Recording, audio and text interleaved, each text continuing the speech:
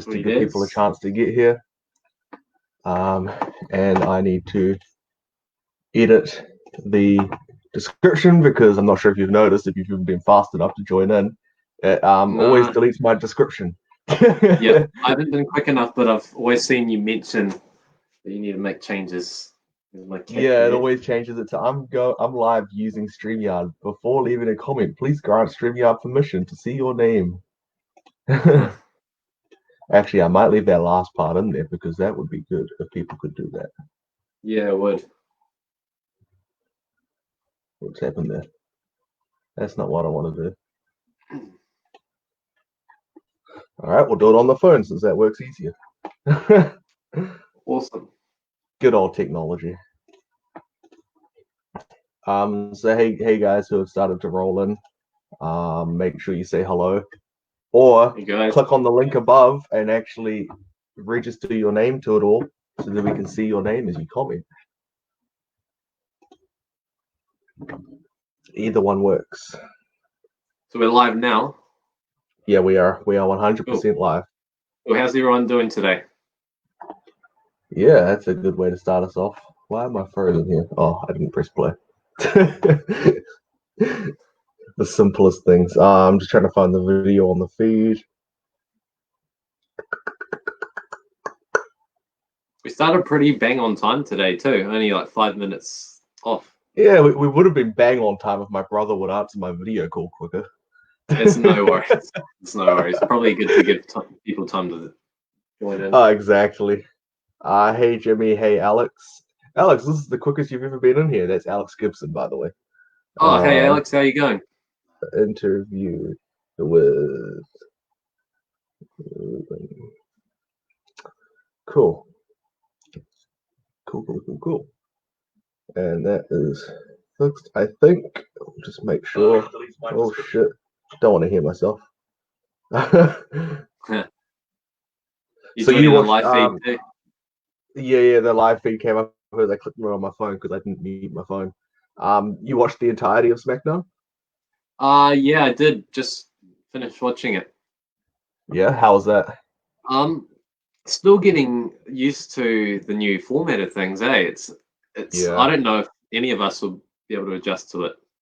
Being years of wrestling fans, and this is just I applaud them for doing what they're doing because it's the only thing that you can really look forward to on TV at the moment that's live. Yeah, exactly. It's different, but it's better than Hey David, hey Alex. Yeah, no, I agree. Yeah. I might join the live feed too, just so I can see what people are saying.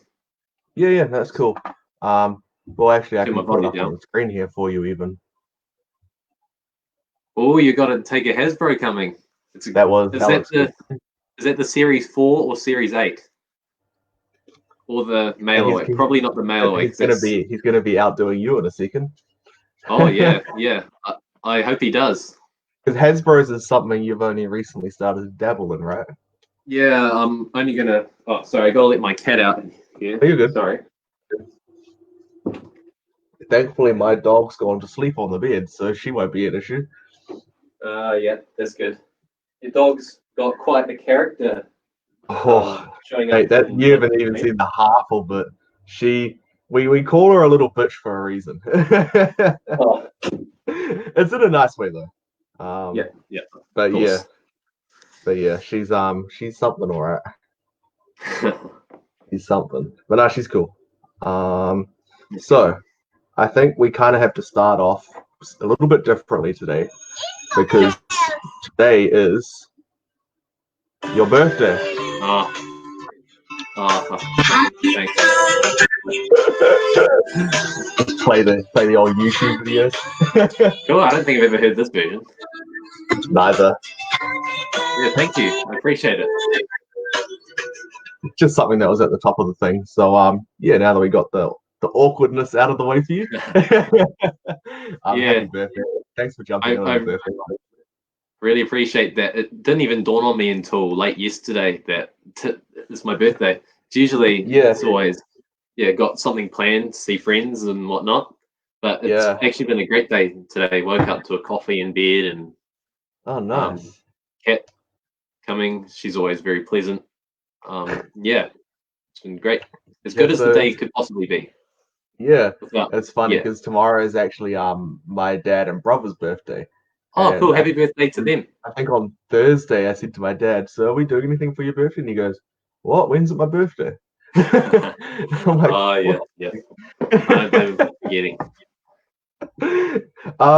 So let's just start off nice and simply. What have you been up to during isolation? I mean, we know you've been a little bit sick, but besides being sick and probably feeling like you're near dying, what have you been doing?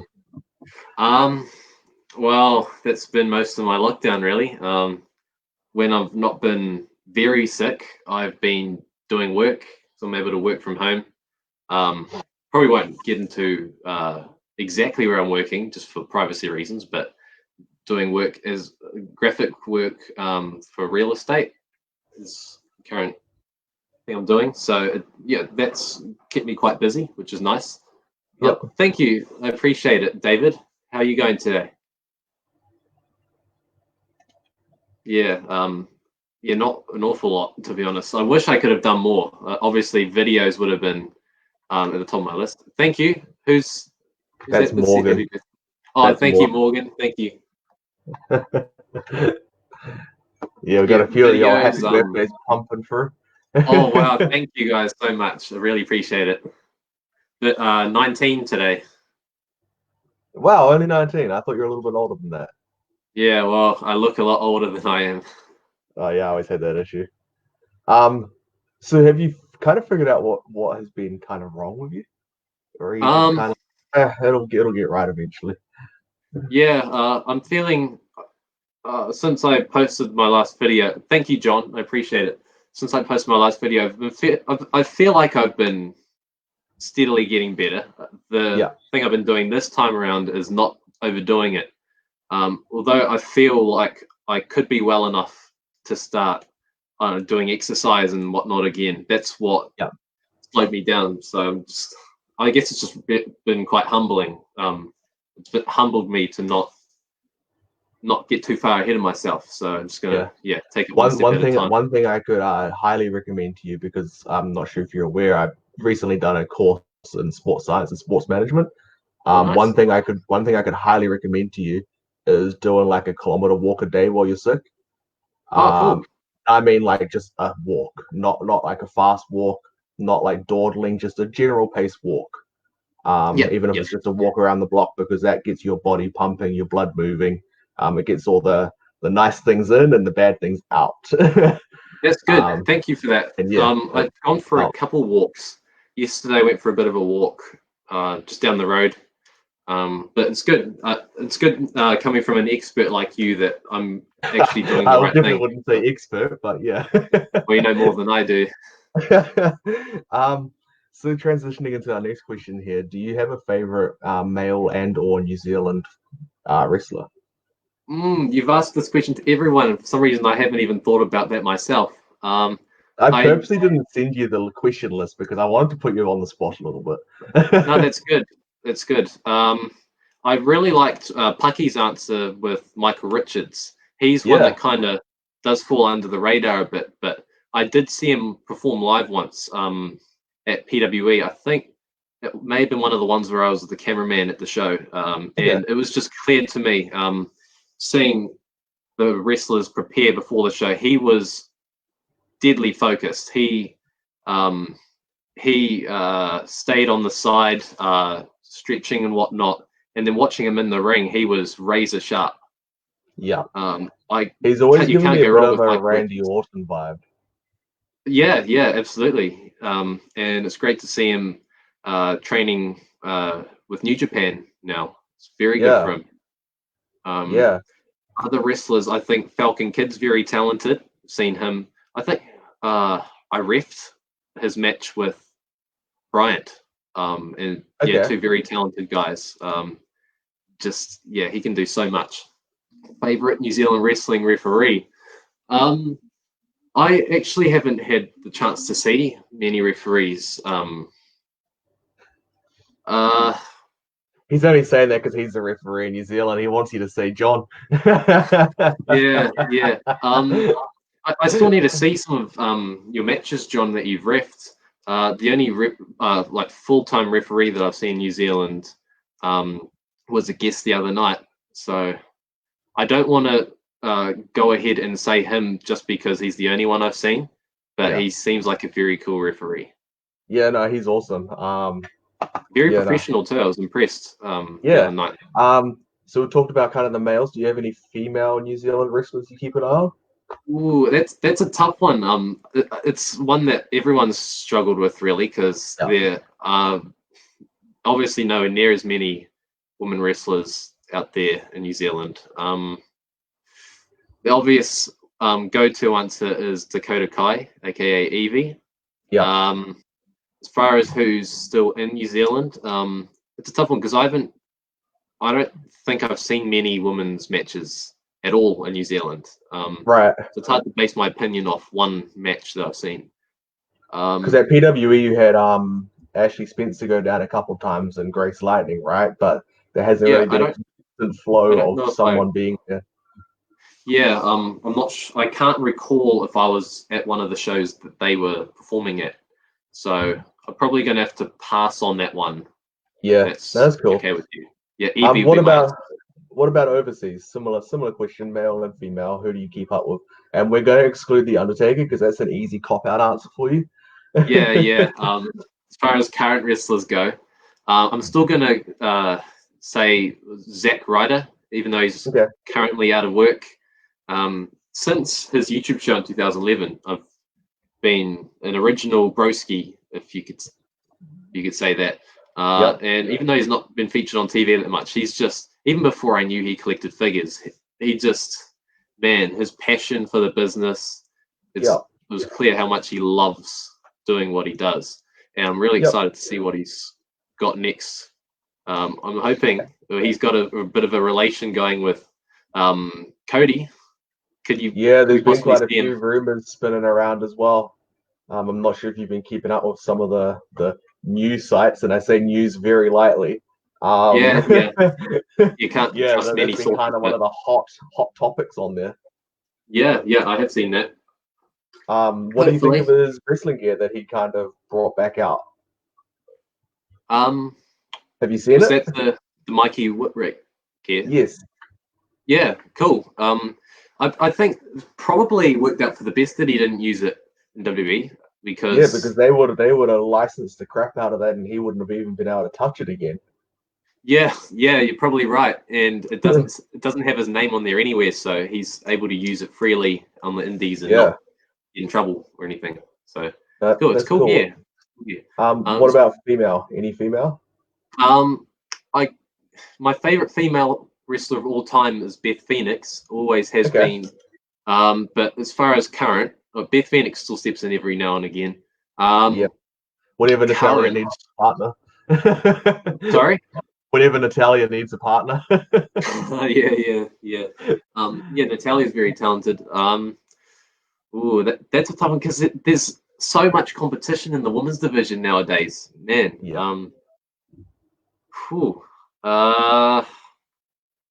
I've always been a fan of Naomi. She's wickedly athletic. I'll probably go with her. That's a solid choice. Which wrestling companies do you keep tab on? Like, what do you kind of watch? Not as many as I should. That's probably a safe thing though, especially with the size of your collection, that you don't watch too many different promotions. It could be very dangerous. Of course, WWE, they're the only one still going on at the moment.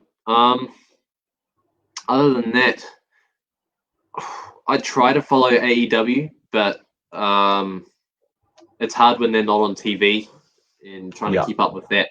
I do watch their pay-per-views if I can. If I've got nothing else to do, which hasn't really been the case lately, then I'd watch an AEW show. That'd be the only other one that I'm really keeping up with. It was cool. The Bubbly Bunch that they're doing, I've seen their YouTube clips for that. That's pretty damn cool. So I haven't watched it yet because I'm a few weeks behind on AEW. Do you know if that's featured on their TV program or if it's just like a side thing? I'm not actually sure, to be honest. That's why I haven't watched it yet. I don't want to skip ahead on segments if I'm behind by so much. if Yeah. that's part of the TV. There were a few cameos on the latest one. Would it be spoiling it if I name dropped anyone? No, go for it.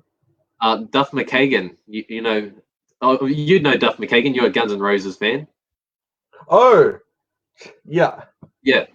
Yeah, he was on the latest Bubbly I Buzz. was sitting there like, Duff McKagan, I don't know who that wrestler is. Oh, sorry, yeah, I should have been more specific. Yeah, it was a very nice surprise. I'm like, wait, is that really Duff? I don't want to spoil what the segment was. It's quite a funny watch, but yeah, he popped up for a few seconds there, and a couple other people too. I wasn't really sure who anyone else was. But... Yeah, I imagine there'd be a few different rock star connections due to obviously Chris Jericho. Oh yeah. I'm pretty sure Duff's a regular feature on his podcast too. Okay, should I know that? Huh. Okay, well, this question's kind of defeating the purpose to you, but if you were told you were going to wrestle tomorrow, what would your name be and what would your gimmick be? I don't know. That's a bit of a tough one.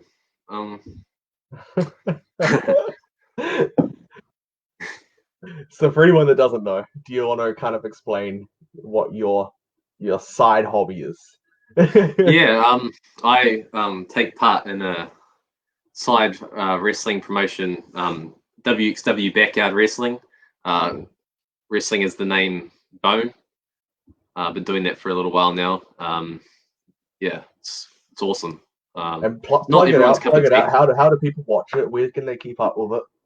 On YouTube, WXW Backyard Wrestling. It should pop straight up. It's not everyone's cup of tea, as some of you may have seen on Wrestling New Zealand in recent years. Not everyone likes it. But if you're clicking on it expecting 5-star technical classics, you're in the wrong place. But if you like hard-hitting, I don't know, just good old-fashioned entertainment, then WXW's for you. That sounds cool. Maybe even after this, you can chuck up a video on the page so that people can click on it easier. Oh, fantastic. Yeah, I'd be happy to. Thank you. You'll know who that's from. Oh, yeah. Wait, what are you going? Oh. Yeah. Yeah. So yeah, now obviously we know that your collection's all boxed away. But we're at the point right now where we're gonna see whatever you can show us from your collection, and we're gonna do a Q&A. But before we do that, David and myself have, you know David, right? Yes. Yep. David and myself have prepared a little kind of birthday present to you. Oh, what? You didn't have to do that. No. And I'm going to tell you now, you're probably not going to like it because it includes this rock figure. And it includes opened in front of you because you do not like seeing things being open. No, you're not. I'll pay for shipping. I'll pay for... Oh. Yeah. Oh, well, thank you. I appreciate that either way. And we know... I would have paid for shipping. We know that you hate seeing things being open. Which is why where's the handful? Oh, this is bittersweet. So we got his hand here. That's cool. That's cool though. One of the cooler figures that has come out recently. Another hand. Wow. Very cool figure though. Other hand. And just because I know you hate seeing the boxes broken. Just because I know.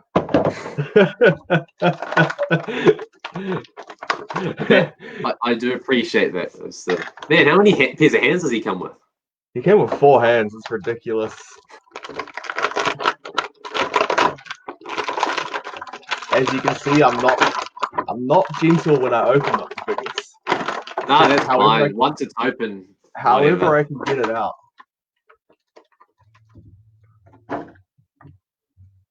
And so we've got the rock. Wow. Very cool. That's a must-have, I think. In everyone's collection, you need a rock figure, and that's a perfect one. I agree.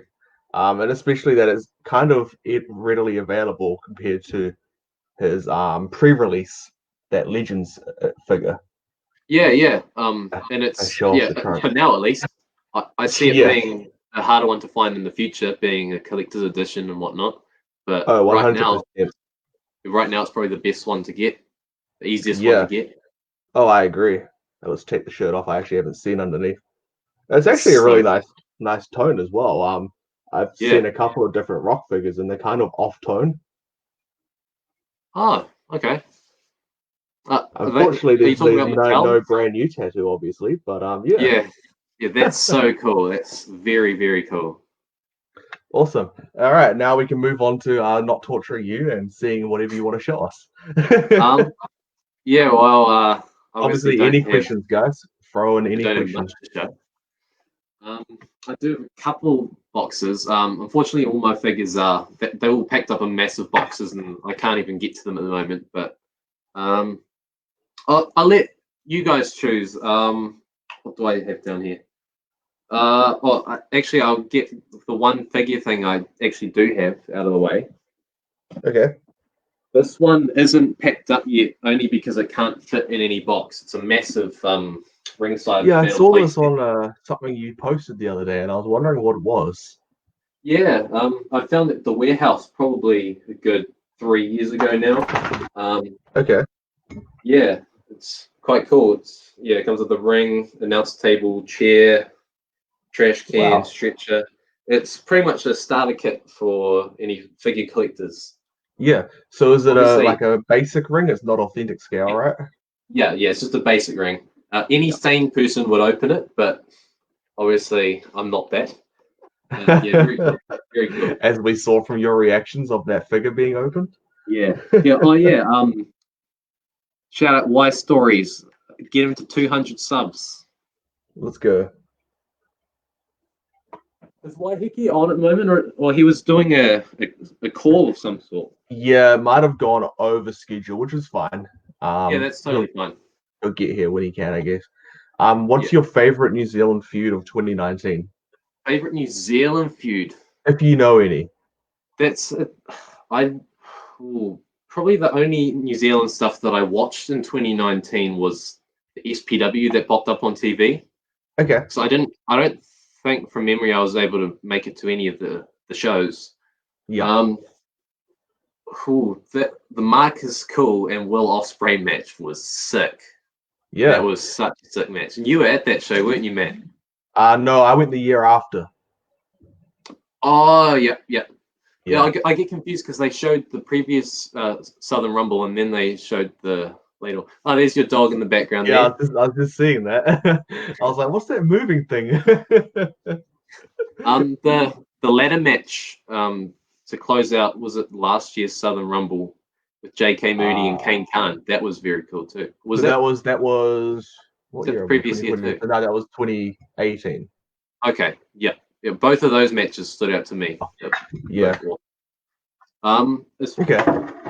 That's cool. As far as what I have, don't have too much to show. I'll give everyone watching a choice. I do have my box of autograph cards down here that I haven't picked up yet.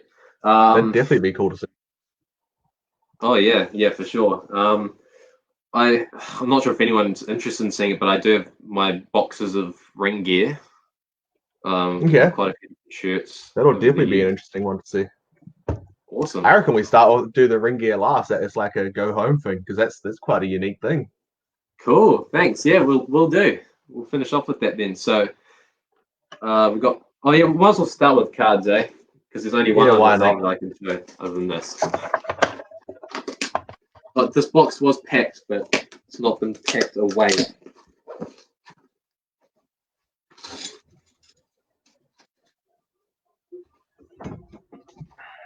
I don't actually know how this is packed. Sorry? I was talking to the dog. She started getting hyped up. Oh, yeah. I don't know how this is packed because I was you can hear the dog really barking down the road. And my mum finally packed up some of my stuff, so I'm not really sure how this is all in there. But none of this is in order. Oh, actually, we'll start off. We do have my 900 subscriber giveaway prize in here. It will be given away on my next YouTube video. The signed edge card. Oh, you can just send that straight to me if you want. Sorry? You can just send it. You can just send it straight to me if you want. I'm pretty sure you in today. It was a few months ago now, I think. Yeah. So it was so long ago that I actually nearly messaged you asking if it had been drawn. Oh yeah, it's been way too long. Just things happen. Exactly. Yeah, and actually, while we're on the topic, we're starting to get pretty close to 1,000 subs, which I can't believe. Yeah. I think crazy. I checked, we're like 35 away, 35 subs. So also in my next video, it'll be the winner of the Edge card will be randomized, and then also announcing what the prize for 1,000 subs will be. So I think all you figure collectors, you'd want to come check it out. And also, if you are interested in seeing my figure collection, I feel a bit shameless promoting here, but I know there'd be people wanting to see what figures I have. My YouTube channel is the best place to see that. youtube.com/rubfigs. And probably the most current update for my collection was the video where I what was the thumbnail? I'll just check my phone just to double check what video that was. When you move into your new house, we'll have to do the same thing again, but just purely show your collection off on the group. Absolutely, yeah. I think it's overdue at this point. What video was that? You're being pain in the bum today, dog. Sending my entire figure collection away. It's that one. I've got the sad face on the thumbnail. At that point, most clickbaity thing you've done. Yeah, some people didn't really get what I was trying to get at there, but okay. Might as well get into the cards here. You can't really see them that great, I don't think, with the lighting, but can you see? Oh, probably not really, eh? Can you? Yeah, we can see it. You just gotta place the camera. Yep. Woo! Ric Flair. Yeah, that's nice. 40 out of 50. Oh, and I think you even made an offer for this card. Oh man, stop it. Subscribe. Thank you very much, David. I really appreciate it. The man has made his appearance. Oh, Waiheke. Hey, how you going? Why Stories represent.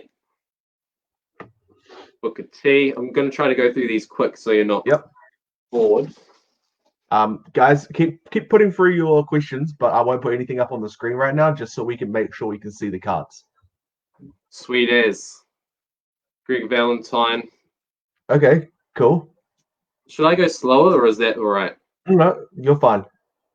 Hexor, that one's out of 199. Maybe put that one up again. Just a little quick on that one. Yep, that's cool. Yeah, you had a glare right across the signature, so it was hard to see it the first time. My bad. Yeah, the lighting's not that great. Yeah, that's fine. Kane, nice.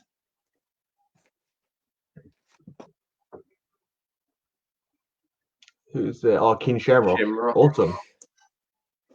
You love these Legends cards, eh? I do. They're my favorites. They're the funnest to open.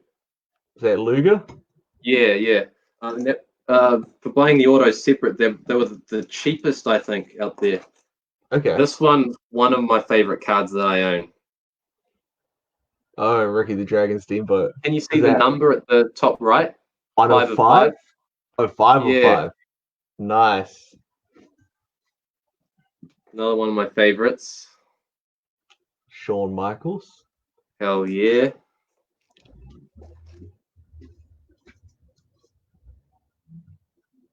Who is that? Oh, Vicious. Do you prefer this set opposed to the Undisputed? I probably prefer the design of the Undisputed, but the names of the autographs you can get in Legends, I definitely prefer. Yeah. And Undisputed's not cheap. Yeah. Like $400, isn't it? Yeah, this year it is. They've upped the price by like $50. So telling you now, I'm not getting one of those sets. Shirt Kevin relic Nash. auto. And Out of 10. what's the relic in there? Does it say where it's from or anything? It says it's a worn shirt, so Okay. if I were to guess, it might be the shirt he's wearing in the picture. Yeah. Oh, the lighting's I kind of wish when I get the glare away. with relics like that they'd kind of write somewhere what event it was from or the moment or something. Yeah, exactly. That's something that I've aimed to do with the WXW cards. They all say where the relics come from, like that one that Morgan posted the other night. Road Dog. Oh yeah, awesome. That's another one of my favorites. I've so many favorites out of these. Who is it? Oh, Bret Hart. Wow. Hell yeah. It's a those title relic cards are thick as they're kind of thick. I do have some thicker ones in here though that we're nearly at. Got Big Show, one of those. Undisputed title. Did he never hold that belt, did he? I think he beat Brock Lesnar for it, did he? If I'm not mistaken. I don't know. Survivor Series. Charlotte Flair. That's the first one I got. I got it out of the box. I was a bit confused why Charlotte Flair was in the old school Legend set. But I guess if you think about the future, she's definitely got to be one of the greatest women of all time. Jericho. Morgan will love that one. So are these obviously the sets from before he went to AEW, or did they still hold a licensing to do this, Jericho? Yeah, this is the 2017 set, but he still had autos right until I think the Legends 2018 set didn't come out until right at the end of the year, right before he went to AEW. Yeah. Okay, that's cool. Because do they do sticker autos in that set? Yeah, all the championship cards and the relics, they're all sticker autos. Right. So that's how they could still do some Chris Jericho stuff, I'd say, because they probably send them a sheet of the stickers and just put it in their archives for a later date. I'm sure. Yeah, I bet they still have some Jericho autos left over because they had a red shirt for Shawn Michaels. Okay. Yeah, very interesting. I think he only wore one red shirt in his career in the later days. From when he was doing the feud with Hulk Hogan, maybe. How cool would it be if it's the shirt from that? This is probably the coolest relic I have. It says worn shirt, but it doesn't look like it's a shirt piece. It's Sting. It's got a purple piece. You can't really see it with the lighting, but it's like a shiny fabric. So it may be from one of his coats or something. I'm not really sure. Yeah. But wow. Yeah, love that one. Now we're getting into Legends 2018. Another guy who's now in AEW. Gold Dust. King Haku. Okay, Ming. Nice. You were on the match show, weren't you? So you've seen him wrestle live as well. Yes. What an honor to and see I him also wrestle. got to see him at Armageddon in South Auckland. Oh, I'm so jealous that people who went to Armageddon got to see him. I forgot that he even did that. It's very cool. IRS. Yeah. Oh, wow. And the crazy thing is about that show is he done his paid signing thing, and then after his match where he actually won the tag titles with Liger, he took photos and done autographs with people that were watching the show straight after it. That's awesome. What year was that? Oh, geez, now you're pushing it. I want to say 2017, maybe 16. Oh, okay. Yeah, man. If I knew that was happening, I would have definitely come down because that's such a cool experience. Yeah. Later, someone who did go to Armageddon last year. Yeah, she was very nice. I'm so pissed off that I was in a rush and I missed out. Yeah, that sucks, man. You were gonna go. I had that figure that you actually helped me with. And I had it ready to go. Had a bright green neon pen for her to sign it with because I think that would have looked amazing on it. It definitely would have. She was very nice though. She sounded like she really enjoyed New Zealand, so you know she might be back one day. Hey, exactly. Yeah, Michael Pierce Hayes. This one's out at 10. Okay. So with these kind of older names, have you gone back and watched them a bit, or are you just getting them purely because they're legends? Well, these ones I actually pulled straight out of the box. Yep. I'm not too familiar with the very old guys, but I have seen their matches before. Well, some of them anyway. Yeah. This one I bought online. It's a Regal out of 5. Nice. Another one that you're probably going to hate me for having. Oh, stop it. I'll tell you a funny story. When I was in New York, and I actually went to go see Mitchell and Jan and Paul at their hotel. They had a Walmart right next to their hotel, so of course, being me, I had a quick look at it, and I couldn't find any figures. It'd been ransacked. So I went to the trading card section and found like a box of Road to WrestleMania cards. Oh, I think I know where you're going with this. Yeah, so I brought it, and then there was some loose packs, so I brought all them as well. And I went over to see Mitchell and them, and I opened them up with Mitchell. And then all of a sudden I just pulled this Matt Hardy relic, which was from when he won the Andre the Giant Battle Royal Memorial. It's sick, out of a random pack. That's so cool. Yeah, and I also got a Daniel Bryan relic. Was it Daniel Bryan? I think it was a Daniel Bryan relic, but I gave that to Mitchell. Whatever the other relic was, I gave it to Mitchell. That's very kind of you. So now we're on to the thicker cards that you're talking about. These are metal pieces. They're the Hall of Fame ring ones. Okay. Yeah, I've got one of those. Yeah, they're quite thick, as you can see. I need special top loaders for those. We've got Alundra Blaze. I think I pulled this one out of the pack. One of the greatest women wrestlers of all time. She's done so much. These are sticker autos as well, by the way. Okay. But still, they're autos. Do you get annoyed at the sticker autos, or do you just not care too much? I used to, but I understand why they do it, because with those relics and all that, seems like they don't have the cards ready to send to the wrestlers to sign strip. Either that or they're just too thick to fit them all in one box. I don't know. But I think the fact that it comes with a metal piece on it kind of makes up for it, because at least it's still their auto. Yeah. Another guy who's technically a part of AEW now. Oh, yeah. Probably my favorite. Yeah, probably my favorite ring card I have. I think, what's this one out of? 25. That's awesome. I love the blue. The blue on these cards look amazing. Yeah. Waihiki just sent me a message saying apologies, but he had to return back to that session, so he'll watch the replay later. No worries. He's got to do what he's got to do. Good on him for doing what he's doing. Mark Henry. Oh, wow, that's a cool one. Ring. Yeah, thanks. His autos aren't very common on Topps cards, so I had to really track this one down. So I wanted a Mark Henry auto in my collection. Managed to find that. This is a random one that came out of... This was an extra auto in my last Legends box. They sent me 5 hits instead of 4. Oh, Ted DiBiase. Yeah, it's not auto, but it's a cool relic there.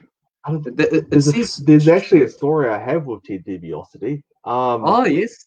So, I'm trying to remember who it was. It was either Jake the Snake or Hacksaw Jim Duggan. But one of those two were at Armageddon. And on the first... No, it must have been Hacksaw, because I met Jake the Snake by himself. So it must have been Hacksaw. And Hacksaw was doing a signing thing on the first day, which I didn't go to, but I went on the second day, and everyone who had gone on the first day was telling me that Hacksaw brought along Ted DiBiase. And had Ted DiBiase sitting there doing the signings with Hacksaw Jim Duggan on that time. Because Hacksaw's been twice, right? Is he? I didn't know about the first time. Pretty sure he's been twice. Yeah, because you've got your autograph, which was done at a different time, and I've got mine, wrong side, that over there somewhere, which was done at a different time to your one. So was that the Tauranga Armageddon, or is that an earlier one that I didn't even know about? No, he's been to one in Auckland. Oh, yes, I think I know what one you're talking about. I was talking about it with him. He was saying he went to NZ like 4 years before that. Yeah, so that would have been. So I'm not sure. It might not have even been Hacksaw that had Ted DiBiase with him, but one of the legends that had come to New Zealand anyway. We'll say that's for easier context. He actually brought Ted DiBiase with him, to hang out with him obviously for the week, and then on that one day he brought Ted DiBiase along with him to do a signing. Man, I'm so jealous. Jealous. May have even been Honky Tonk Man, because he's come twice. Oh yes, that's right. He was saying it. Honky Tonk was saying at the panel last year that he went to the Wellington one. Yeah. interesting story That about? might have been it actually, because I don't think I met Hackswitch and Duggan in person. Because do you know Miss Rivers? Yes, yes. So I know her through college. We went to college together. Oh, cool. And Well, because she was doing stuff with IPW at the time, she used to help me out with some of the autographs and get it done for me. So that might be where it was. It might have been Honky Tonk Man, wherever the other one was. But yeah, just a funny story. Honky Tonk Man seems to know Miss Rivers. I saw leading up to Armageddon, they were tweeting together or something. Yeah. yeah, I think you're right about that. So these cards, they're not official, and this is actually my first time showing you guys. These are planned to appear in not the upcoming WXW card set, but if we do another one, these cards will be in it. We have, first off, thank you to Shannon for making this one happen. Bushwhacker Butch. I designed these ones myself, so this will be the design. You're putting if we them in do the WXW cards? Yeah, yeah. I'll Wow. definitely. Productions come to a halt because we've run out of supplies and I can't do anything about it. But yeah, if it's okay with you, I'll put a post up on Wrestling Collectibles New Zealand. Well, hey, it's wrestling related, right? Yeah, yeah. Morgan will have a lot to say about that set. He bought 2 boxes of the first one. I would have kept mine because they were so well done. It's just I didn't have any room for them at the time. Thanks. Sorry, I forgot that you bought a set too. Thank you for that. You're fine. Yeah, it's actually because of you that we did the second set, because you were selling your leftovers from that first one, and I bought them back because there was such a demand at the shows. So many kids wanted cards, so I bought them back off you, repacked them with some extra stuff, and sold them at one of the shows, and they sold out in minutes. Seriously, in minutes. So then that's why I'm making the second set now. So it's all thanks to you. And then with that set, we're doing donations to Starship Hospital. All the proceeds for those packs go to Starship Hospital. Yes, you did a really good job on those cards.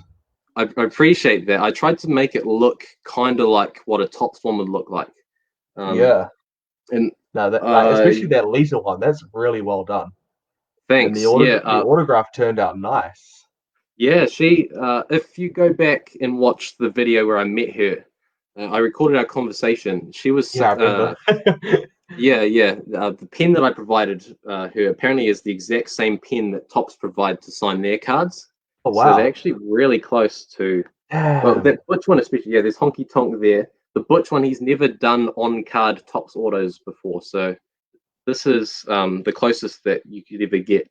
Wow! Getting an on card Butch auto. But you've done a really good job with them. I really appreciate that. Honky Tonk Man, I had to double take after seeing those Legends cards that you've just shown us, and I was like, wait, is that his or a Legends? yeah, thanks. Kind of loosely based off the Undisputed sets. Yeah. So I love the design on those. We actually have some more back here. Just a few Undisputed cards to show, and then sorry for boring all you guys. It's not boring at all. I mean, for me especially, I haven't really collected too many trading cards for WWE stuff. So seeing like your collection and also what you've made is like, holy shit. Yeah, thanks. I got into it. I got back into the card game a couple years ago.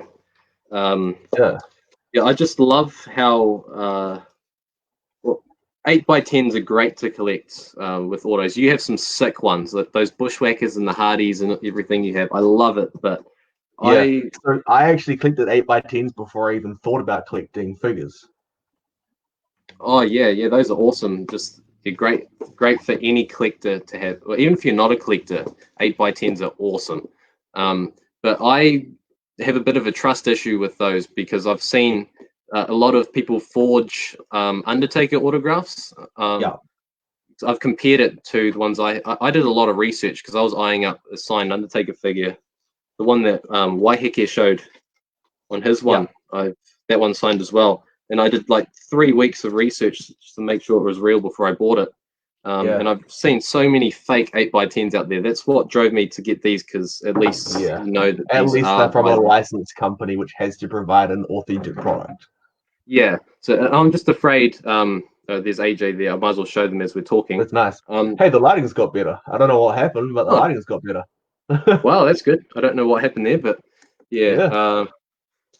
Just I'm not an expert on every single wrestler's autograph, and I'd hate to do weeks of research for every single thing, but I know with tops I can trust them straight away. Like you, obviously, with the Hardys, I guess the good thing to do is like, it might sound disrespectful saying this, but like the kind of lesser superstars, like stardom wise, their autographs aren't really going to get forged. No. Because they're not worth much at the best of times, let alone if you try to forge a whole bunch of them. It's more the guys like Triple H, Undertaker, Stone Cold, Rock, John Cena, Brock Lesnar, like those top tier guys, Roman Reigns, Seth Rollins. And I say all that lightly because obviously they're all the same at the end of the day. But they're the ones you've got to really do research on. And the cool thing is, in this group, there's different people who've collected different things. So, like me, I can actually look at a Jeff Hardy autograph now and be like, no, that's fake. I've spotted so many fakes now that it's not even funny. Whereas Undertaker stuff, I just see it, I'm like, oh, that looks cool. But now I'd message you and be like, hey, is this actually real? And same with, you could do all the Shield stuff. You could go ask Megan.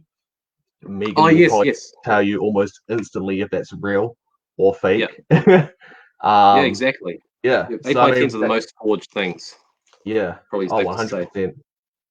Yeah, when you have a real one, it's sick, but it's real unless if you're an expert on that superstar. It's hard to tell. What we might do is after you show the ring gear, remind me to show what the prize is going to be for when we hit 200 members. Oh, you have that ready here? Yeah. Awesome. It came with Brian Kendrick.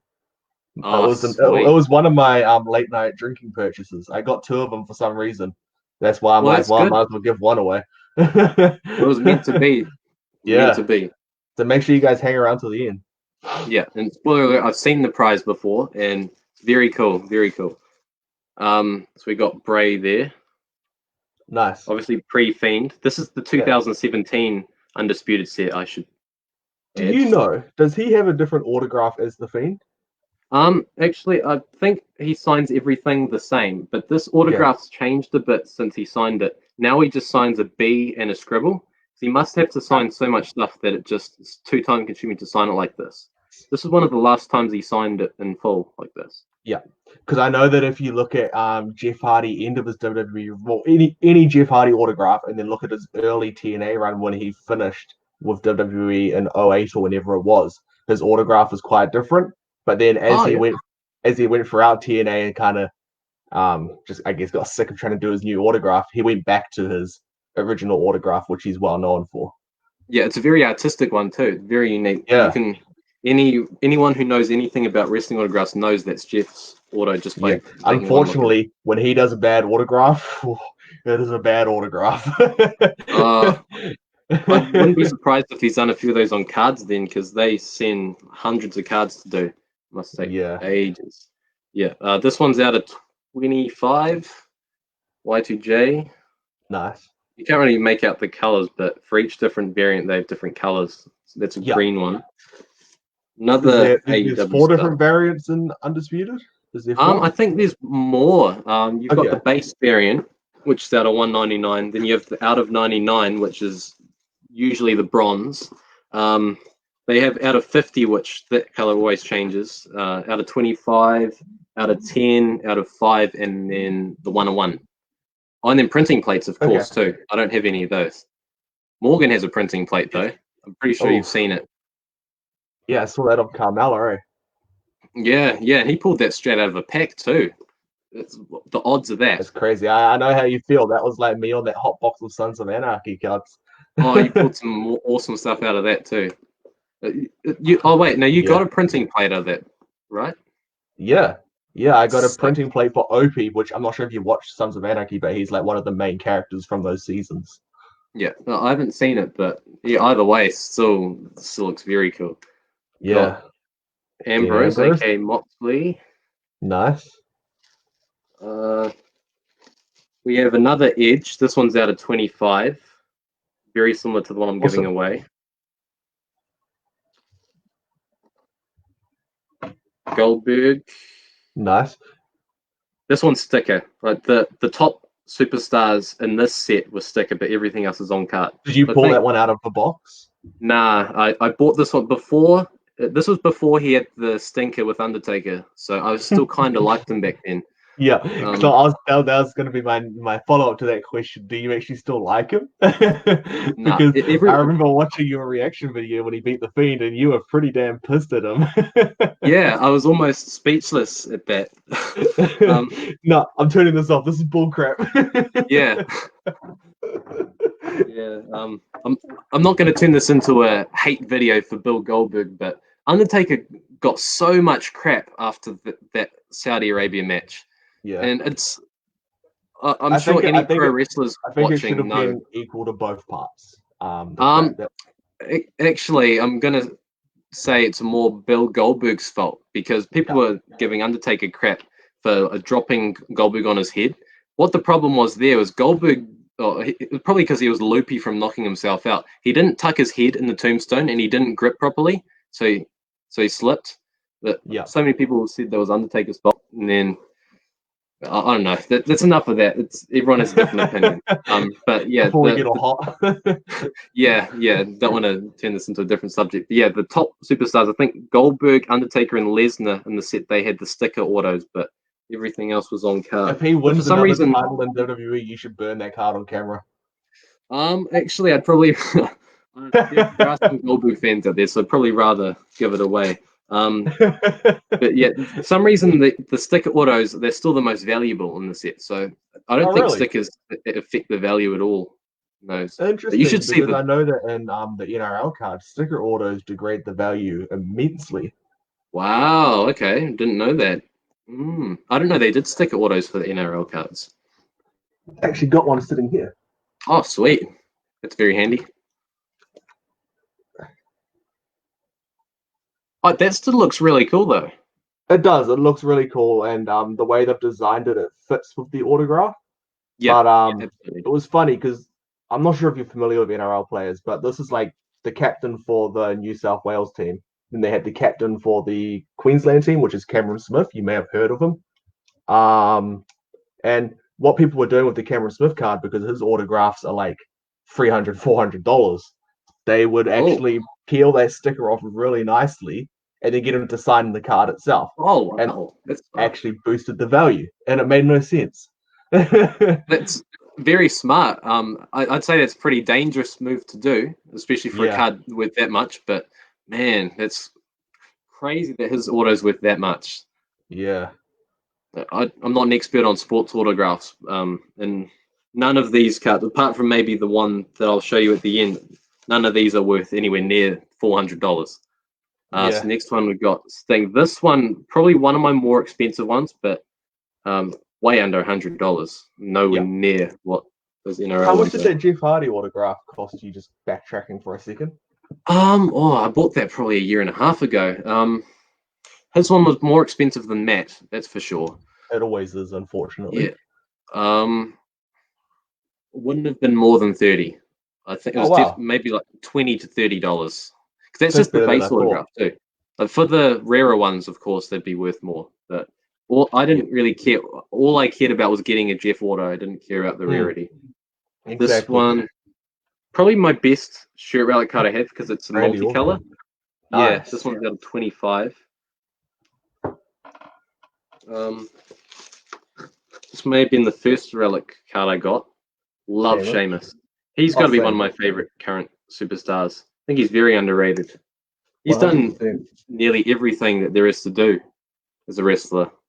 Yeah. Zack Ryder, my man, out of 25. Awesome. I think I was very lucky with this because anything Zack Ryder is going for so much because of the major marks. Yeah, and because he's trying to get it himself. Yeah, that's true. Yeah, I remember seeing that one-on-one from when he won the IC title or whatever it was at WrestleMania, and he got outbid, and the guy that won it actually sent the picture of him winning it to him. That's so cruel. So cruel. Did you hear the podcast that Zack Ryder was saying when they send him the cards, he always keeps the one of ones? Now, oh, really? Since then, yeah. That's Now such a moving on scummy move. to yeah. I don't know if you're allowed to do that, but he did. So he probably got Yeah, some very cool pieces. We got yeah. Legends. Oh, sorry, not Legends. Undisputed 2018. How many people are watching right now?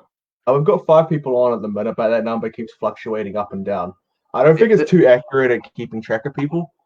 am I boring people? No, no, Should I not go at all. faster? No, you're good. It's kind of I'm enjoying having this little dialogue in between cards when things pop Oh, cool. up, Yeah, I'm enjoying it too.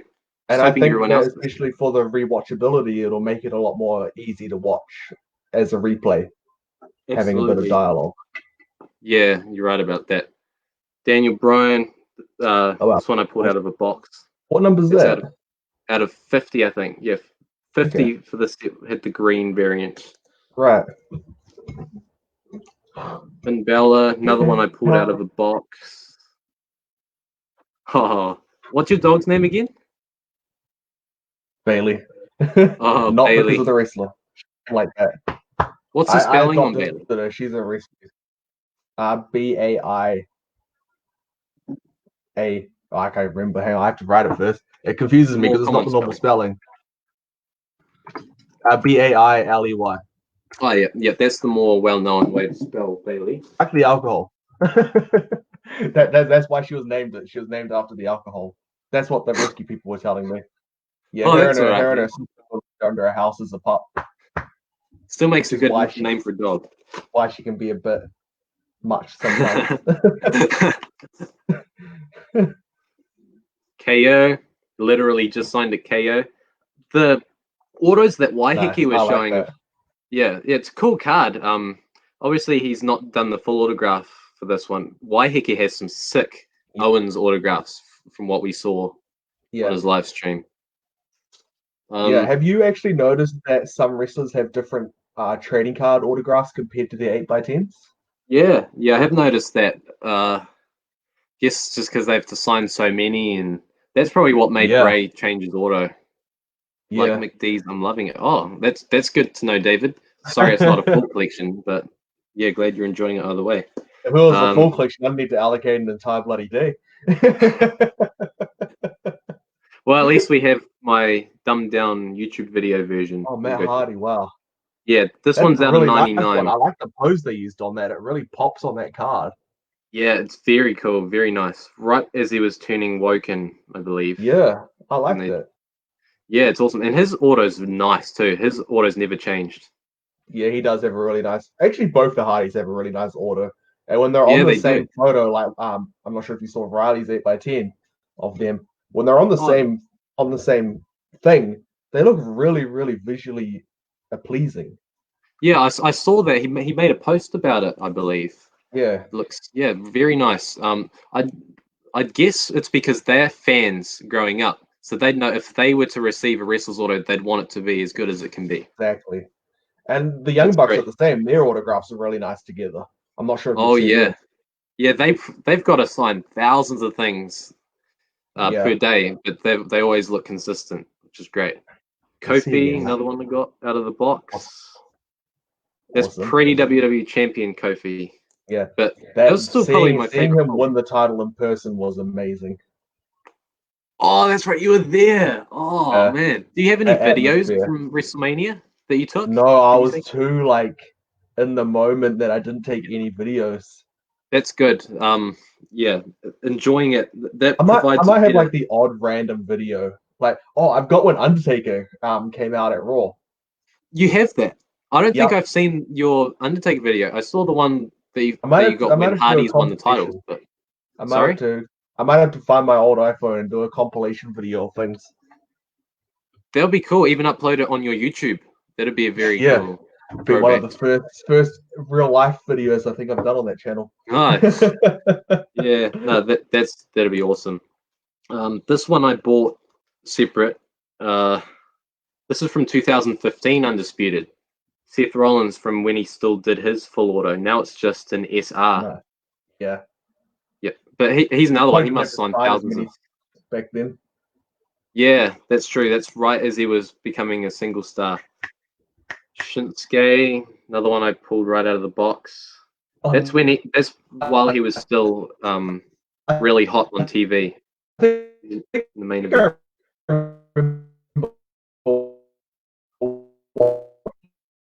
You're breaking up a bit, I think. I can't. I'm not sure if it's on my end, but I can't. You're breaking up a bit. Yeah, it's just going for a random space. We seem to be fine now. Okay. Nothing's changed on the actual feed. It just got a little glitchy. Okay. Was it glitchy on my end too? Yeah. Okay. Yeah. I've done this before and nothing really happened. It just got a little bit delay on the feed. So apologies to whoever's watching, but nothing too major is happening. We'll carry on. I'm not sure if this one showed up, but the Shinsuke auto, Shelty B. Right. He signed it. Shelty B. He needs to be on TV more. I said this when I pulled this too because I filmed it. He needs to be on TV more. He's 100%. He's such guys. Again, we're not ignoring your questions. It's just I don't want to occupy the screen with your question card while we're looking at these trading cards. So once the trading cards are over, I'll go back up to the top and go through all the questions. But thank you for asking questions because it makes this thing a lot more entertaining. Yeah, thank you guys. Yeah, sorry for keeping good angle, son. Yeah, it's got the relics were kind of hidden in this one. They've got this and these again sticker autos for the relics, but I really wanted a card from every wrestler I've met. The one wrestler that I don't have a card of that I met is Elias. I still need an auto card from him. You met him? Yeah, at backstage at the Christchurch show. I should probably leave lots of links, eh? Actually, I'll grab my phone now. Maybe once this video is over, put up a post with all the different links to videos that you've kind of talked about. Maybe that'd be a good idea. And then people can just go click, click, click, click, click. Yeah, that would be good. I should probably be doing it as I'm going here. I'll go through and find the video and post it in the chat now. Megan O'Neill's just joined. Do you want to quickly show off that Seth Rollins autograph again? Probably not a bad idea if you missed Maybe that Dean Ambrose if you can find it. True, yes. Just for Megan. We know how much you love the Shield. Oh, yeah. There's the Rollins. Oh, I forgot to say, what number is this? 8 of 25 for that one. Oh, wow, that's a good number. Yeah, it is. And I got this dirt cheap as well. Wow. Very surprised to get it. See if I can find the Ambrose again. Good luck. There we go. This one's out of 99. His autograph never really changed, but there's no need to. It looks so simple.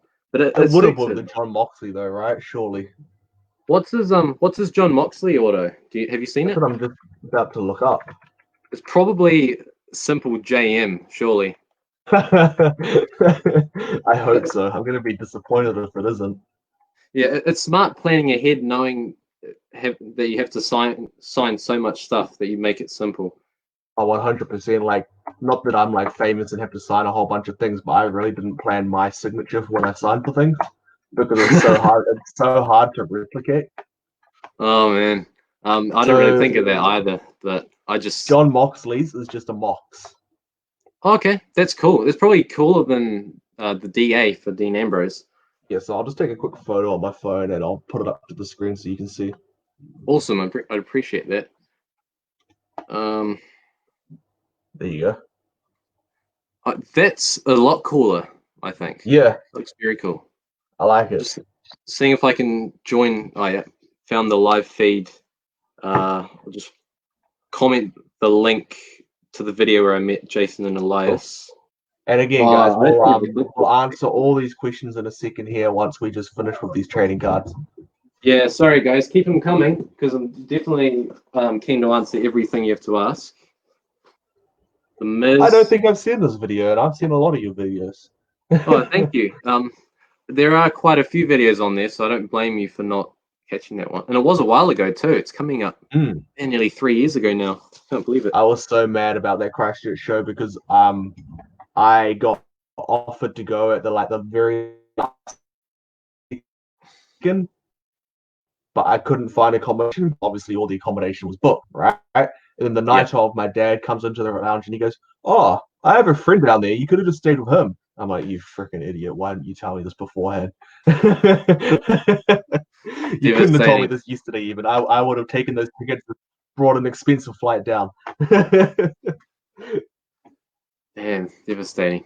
Well, they'll be back. They'll be back again as soon as everything's back to normal. I'm sure they'll be back. I got my ticket. Yeah, same here. Sami Zayn. For a quick second, when that was coming up, I thought there was an Eddie Guerrero autograph, and I was like, "Oh my god, how did you manage that?" I wish. I saw Eddie Guerrero. I think he actually had a cut autograph in the set. I'm not sure if you know what those are, but they find an auto from somewhere else, like maybe an 8x10, and they cut it out and put it into a 1-of-1 card. And his one auctioned on eBay for over a grand. That's actually a cool idea. So it almost ends up looking like a small picture frame, I guess, in some ways. Yeah, exactly. I recommend cool. if you're keen on cards and you haven't seen them, Google what are they called? Tribute cut autos. There's some cool ones up there. They did a Vader one and Undisputed last year. In the Transcendent set, they did an Andre, and that looks sick. So we've got. Maybe WXW needs to release a 1-of-1 of them. We actually do have an idea for one. A wrestler that was a part of a show that we can no longer get in touch with. I do have a few of his autos. Right. So that could be a cool idea. Okay. Alexa Bliss. Man, if this was an autograph, it'd be worth tons. Her cards are just her autos people are crazy for. Debray. This looks like it's a maroon shirt, so it's surely got to be either a yes or no shirt. Yeah. That's cool. This isn't auto, but this isn't an auto. It's Sasha.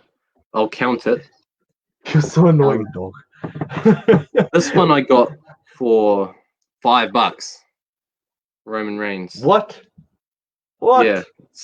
I don't know how. That's crazy. Oh, okay. Who's on the WXW account? WXW is watching. Oh, thank you so much, John Mitchell. Good old JM. Where'd you go? Oh, you're behind me. So now we have. I don't have many, but I have a few Undisputed 2019 cards that I got off eBay. I've got Cactus. Love this one. Nice. Yeah, this one. Gutted that Doherty ended up cancelling him, or he ended up cancelling on Doherty. I think it was more that one. It's so gutting. It was something to do with scheduling, and it's so gutting. It might have been RVD. I think it was RVD that double booked, so he couldn't come, and then they cancelled it. Maybe. Yeah, because RVD was meant to go as well, right? Yeah, supposed to be him. Oh, yeah, RVD, Mick Foley, and the Bushwhackers. I was so keen to go to that. The Bushwhackers still came in the end, and they did what they did. Did you go to that show? Usually... Huh? Sorry? Did you go to that show? Nah. I was gonna say I don't remember seeing you there.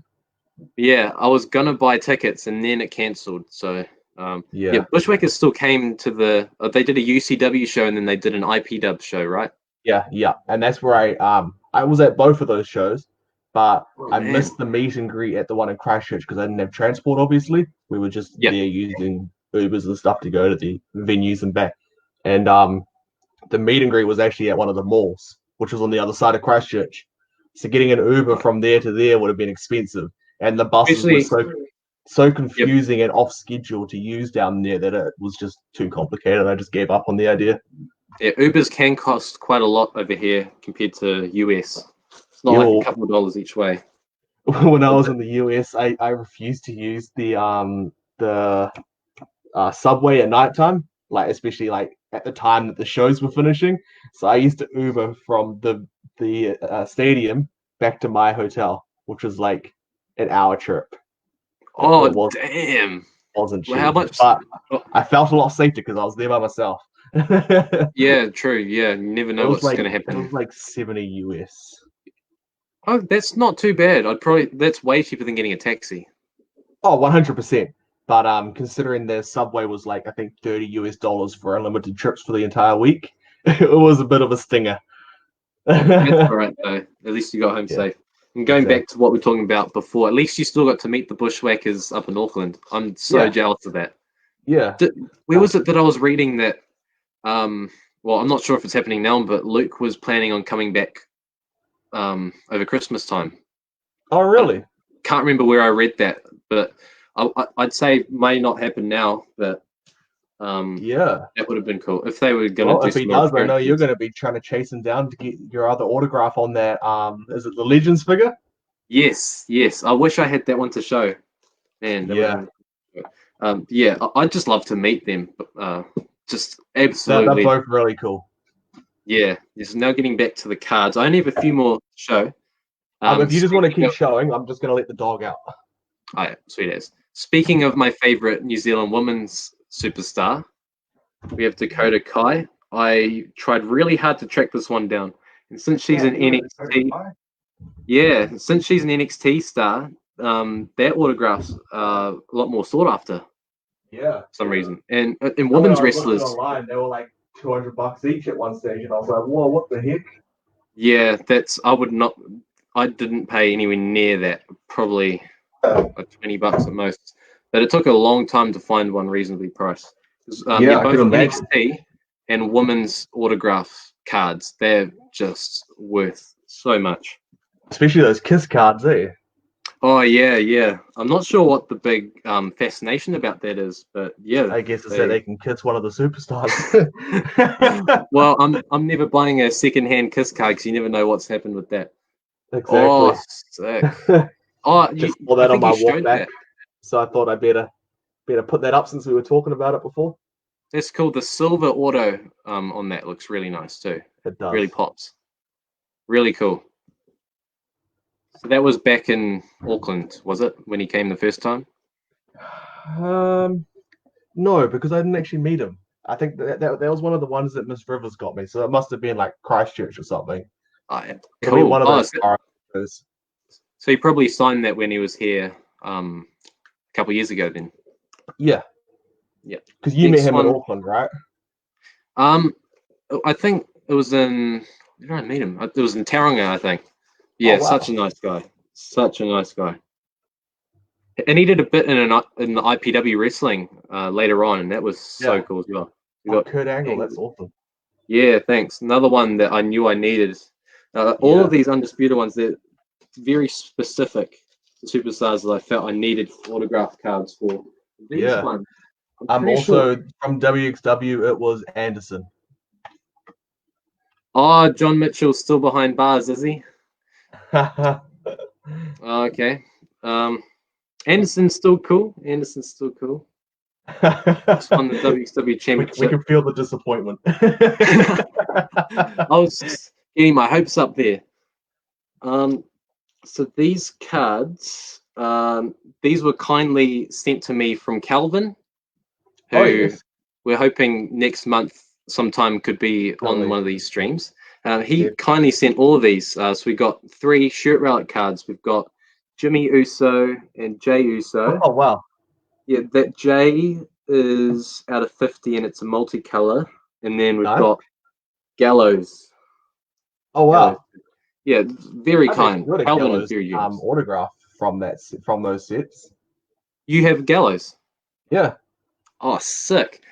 Yeah. Also, speaking of Chris Anderson, I'm pretty sure the box that I got him an undisputed box a couple of years back, and he pulled a Gallows card out of it too.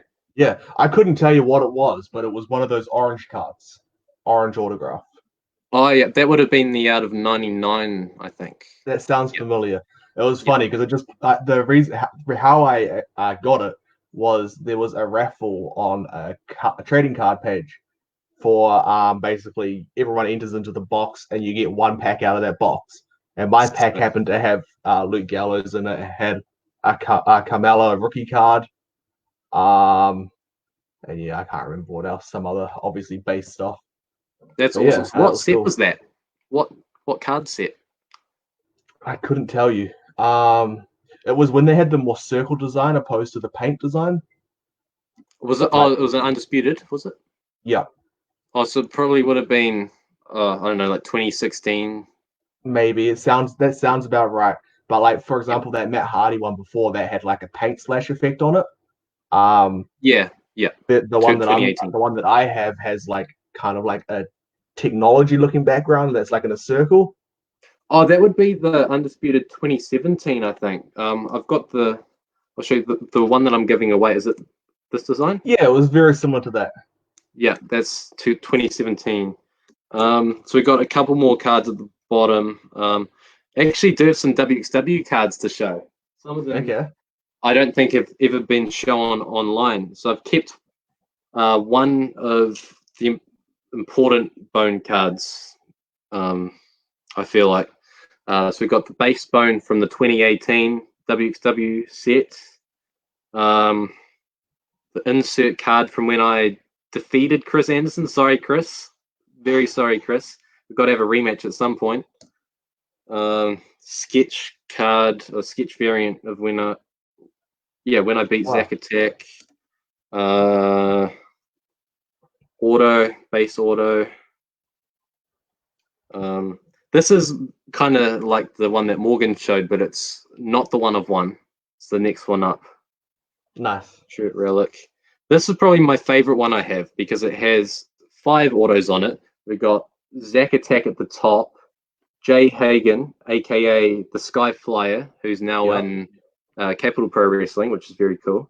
Chris Anderson, the man himself, Nathan Black, and Bone. The last 5 WXW champs. Is that the one that I pulled? Yes, you did. You got a silver one of these, so your one was even rarer than this. Oh wow! Awesome. Gave it away. No, that's all good.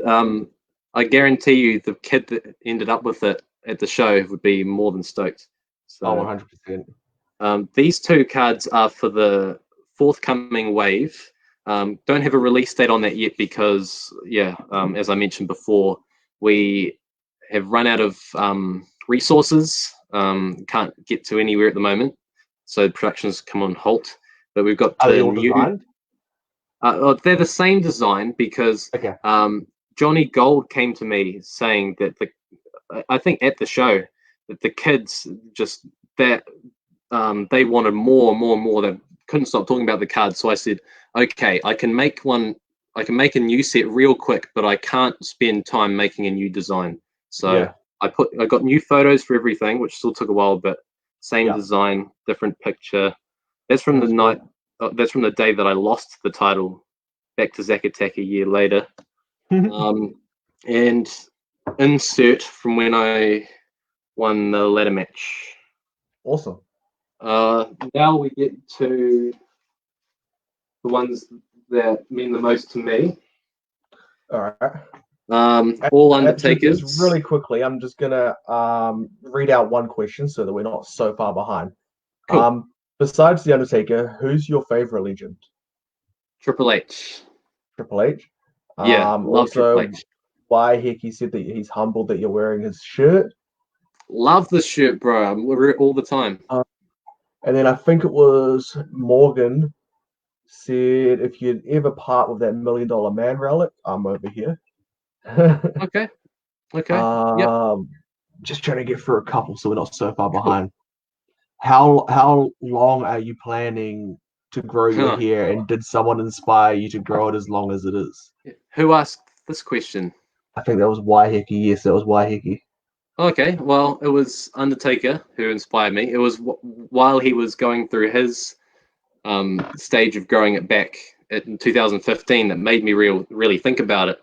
And then after WXW Live 2, or actually before then, I got a haircut, and then just for some reason I felt like not cutting it.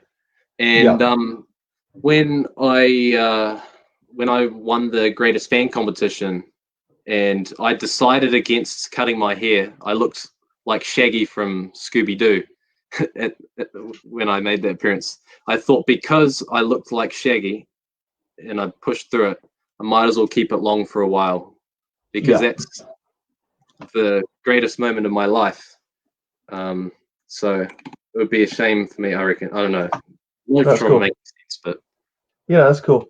And then also when I return to WXW, it's a new look because I looked the same for too long, and I wanted to look different to everyone else, not just So now everyone there has a different look, because otherwise it would have been at that time anyway. I had short hair, Zach Attack had short hair, and Chris Anderson had short hair. So now Chris Anderson has short hair, Zach Attack has a little longer, and then I have really long.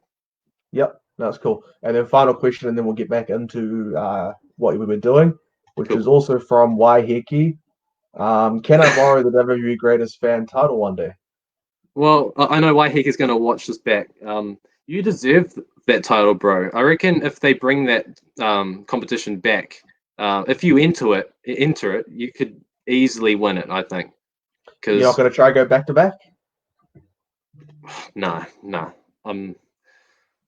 No, I wouldn't do that. But yeah, there's so many other great collections if that's what they do it on, because the competition was about who has the best photo. The year before that, when Grady won it, I think it was just make a video proving why you are the greatest fan. So I don't know what they would do next time around, but I think whatever it is, Waiheke is definitely more than equipped to win it if he chooses to make a video. That would be cool. I'd love to see him up there.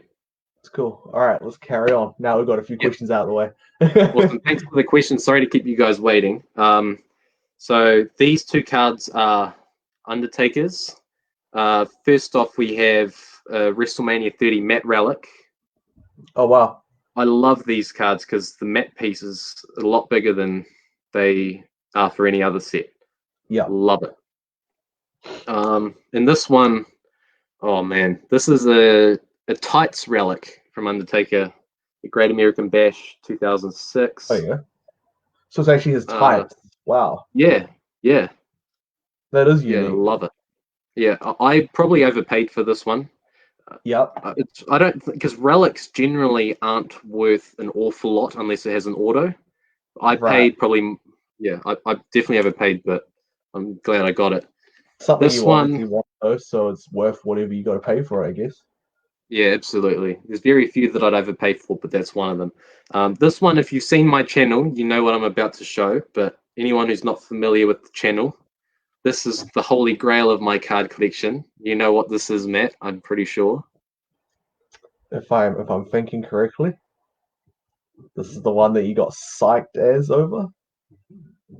Undertaker and Triple H duel out of 10. Yep. That is an awesome one. And the fact that it's got your two favorite superstars on it. Yeah. And you didn't have to pay huge prices on eBay. Yeah, man. I was eyeing up this one as well. If quite a few popped up. Oh no, not quite a few, but every time it popped up, I've really considered buying it. But yeah, there we go. There's my cards. That took longer than it should have. That's cool. Yeah. Awesome. So what we'll do then is we'll answer another few questions, and then we'll carry on to whatever your next thing is. Cool. So we've got, because Matt was at Mania. What does it say? Because Matt was at Mania, does that mean he should buy the title win Kofi and all Mania 35 attire elites? Ooh. Yeah, is that something you'd buy? That'd be quite cool. I had thought about either trying to buy the superstars from the matches that I really enjoyed, or trying to customize some of the attires to be a bit more like the ones that I enjoyed. But then I kind of looked at it like, I'm struggling to get the figures that I'm wanting at the moment as is, without going down that route of getting an entire pay-per-view worth of figures and attires. And my God, that'd be a lot of money. But it's definitely something I have considered, Riley. And I do seriously consider thinking about getting the New Day and Daniel Bryan and another Eric Rowan, so that I can customize him to look like he did at Mania. Just because that match, like being there in person, like I don't know if you can see, I've got goosebumps thinking about it. Yeah, it was crazy. It's insane that they didn't make a Rowan in that attire at all before he left. I know. How did they not? He wore that for over a year. Yeah, well, Like they didn't even have to, because obviously it'd be a bit hard with licensing because he was wearing the band t-shirts. But like Yeah, they could literally recreate a random Rowan design to look like something that he wore the most, you know. exactly. It'd be a bit Yeah, inaccurate, sure, but it would be the best thing that they could produce. Um, yeah. For some of those attires, didn't he have the Bludgeon Brother pants on with the random shirt? So you could just get a Bludgeon Brothers Rowan yeah, and torso crack it with, I don't know, Kane torso. I don't know. You could do something yeah. and then Or even get a custom shirt. his earlier elites only had the thingy over it. It was a cloth thing. So I don't know. I haven't seen underneath. But underneath, does it actually have anything on his torso, or is it just Nah, his those were torso? molded. They were molded on. He Oh, didn't have cloth accessories for I those. always thought it was cloth. Huh, I've seen some people do customs. maybe that's why. They put the Daniel Bryan Series 32 jumpsuit over it to give him like an That alternate makes look. sense. Yeah, that's the only thing I could think of. Riley said SPW fight nights should have bushwhackers versus the detention. That would be cool because Luke still can wrestle, can't Yeah, he's like 17 now and he still wrestles matches every now and then. yeah. So at both the UCW and IPW show, it was just Luke doing the wrestling with Butch on the outside, you know, Yeah, just doing that would doing be whatever he could do, hyping up the crowd or um smacking. Who was it? Who was it? He smacked someone with his what are they called? Crutches. Just that fully smash someone with them. man. Oh, I wish I could have seen that. That's And awesome. he Butch didn't still gets even like physical if he wants. kayfabe it so it wouldn't hurt him. He like I'm surprised the crutches didn't snap over him. Wow, that's cool um, though. That's very cool. what is your favorite alcoholic beverage? That me. Yes. Well, Um, we'll to this. I'll be back. I'll be back in a minute. I'll be Okay. back. Okay. While he does that, I'm going to show this before we get into his questions. Not his questions, his next part of his collection. But does anybody else have these? I'll go down slowly. Does anybody have these? Let me know. If you missed it earlier, guys, we tortured Ruben by opening up a box of a wrestling figure on the stream. Yeah, he enjoyed it, but he also didn't enjoy it because he obviously had to watch a mint box get opened. Corona, huh? Normally I'd say it's a bit too early, but it's your birthday, so it's never too early. Yeah, yeah. Yeah. So my part of that question, my favorite at the moment is Jameson's whiskey. Have you heard of that? I don't think I've heard of that brand. No. It's I don't have it close to me, but it's like a sweeter version of the whiskey. And I've been mixing that with 7 Up, and it's a weird mix, but it's a really nice mix. Sounds interesting. I'd probably, if I'm thinking of something to drink and I can't think of anything, then be keen to give that a go. And Yeah, it's funny, WXW, Chris Anderson asked that question, didn't he? yeah. He's the one who got me into this. He knew what the answer was before. It's hilarious. This is to the Undertaker relic that you showed. I hope it wasn't his crutch. Yeah, you never know. You never know which part it was. And But it's final funny. question, and I'll carry on. Oh, sorry, just while we're on the topic of that card, those same tights, I'm pretty sure. Yeah, they're exactly the same. It was a moment not really remembered, but in 2010, um, Luke Gallows dressed up as Undertaker in a segment with CM Punk. They like tricked everyone into thinking Undertaker was there. He had the coat, the hat, and everything on. The Yeah. tights that he was wearing were those same tights. So I Oh, really? believe, yeah. So Luke Gallows has worn those tights too. I don't know how WWE got them, but Yeah. yeah, somehow WWE had them, I and have. they must have passed them on to Tops to cut into cards. Yeah. Sorry, Um, what's the next question? and final question, what is your favorite version of the Undertaker and why? That is a very tough question. Very tough. He's had so many different looks, and they're all been amazing in their own right. Man, the one that was most short-lived, the Ministry one. That I'd say if it went longer, that would have been his best, but it only lasted probably 9 months, and then he got injured until he came back on the bike. Man, what he did on it was, man, so in depth, so different, so evil, so good for that time. Yeah, for I sure. love watching that, going back and watching that stuff. I'd probably say his run from 2004 to 2019, because that was just the Undertaker that everyone knows. Or I don't know. I could say the current run with the bike now, but we haven't seen enough of him to really make a judgment. But for sure, yeah, Undertaker. It looks cool. I hope they bring out a figure of it. Oh, I bet they will. If that's not the next Undertaker Elite figure, I'd be very surprised. You reckon they'll do like a Boneyard pack? Ooh. Obviously, they'd have to exclude Gallows and Anderson now, but they could still do it with AJ. Yeah, they could do an Elite 2-pack. That would be very cool. That might be the best way of doing it, because then that gives a reason to make another AJ Elite. Yeah. Yeah, that'd be cool. And then it's not just a random throwaway, so to speak, of a single. Yeah. Yeah, because they have started doing quite a few 2-packs. Yeah, that's true. They have started doing that, especially around WrestleMania. They do a couple of those. And AJ on his own would be a bit weird having that specific attire, but both together would be perfect. And the only way that I could see them doing that AJ by himself would be in basic form. I don't think it would stand up to an elite form. Nah, no way. There's just not enough accessories that you can realistically do of that. What, you put a cloth shirt in, but then it's just folded on pants and that's it. If they did it in basic, it would just be the jean pants mold and then a molded shirt, like a molded sleeveless shirt. Those which would pass off perfectly as a basic. Yeah, it would be what you'd expect from a basic, but elite would be cooler, that's for sure.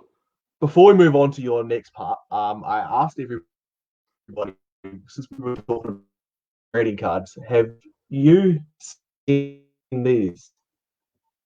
You're kind of breaking up a bit. I heard about that actually. That's sick. Yeah. So I'm just going to show a couple of these cards because without a doubt, AEW will release their own eventually. But this is kind of how they done them. So on the front you have like a promo image. They look great quality and too. then on the back you have a moment. That's really cool. It just tells you a bit about really thin cards. Really thin cards, which is why I've kept them in their original box. That's good keeping it all together as a set. Try and quickly run through a couple of them. Hopefully you can kind of see them.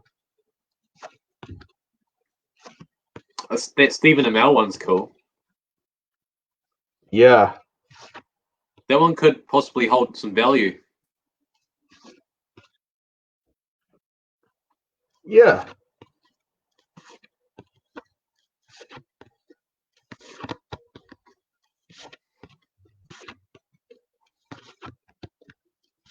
But yeah, as you can see, look, it's even a Rey Mysterio.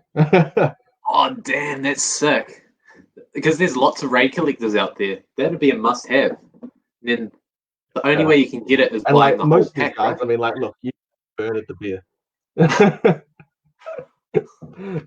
But yeah, most of these guys would have probably never had an official trading card. Yeah, so I think to have these ones was pretty cool. Yeah, that's sick. But yeah, we'll finish on the villain. That's awesome. Yeah, I think I've seen the pack. Pack is really cool. Yeah, that's really cool. I've seen the pack of the all-in cards, but I haven't seen the actual cards themselves. So thanks for showing that. That's awesome.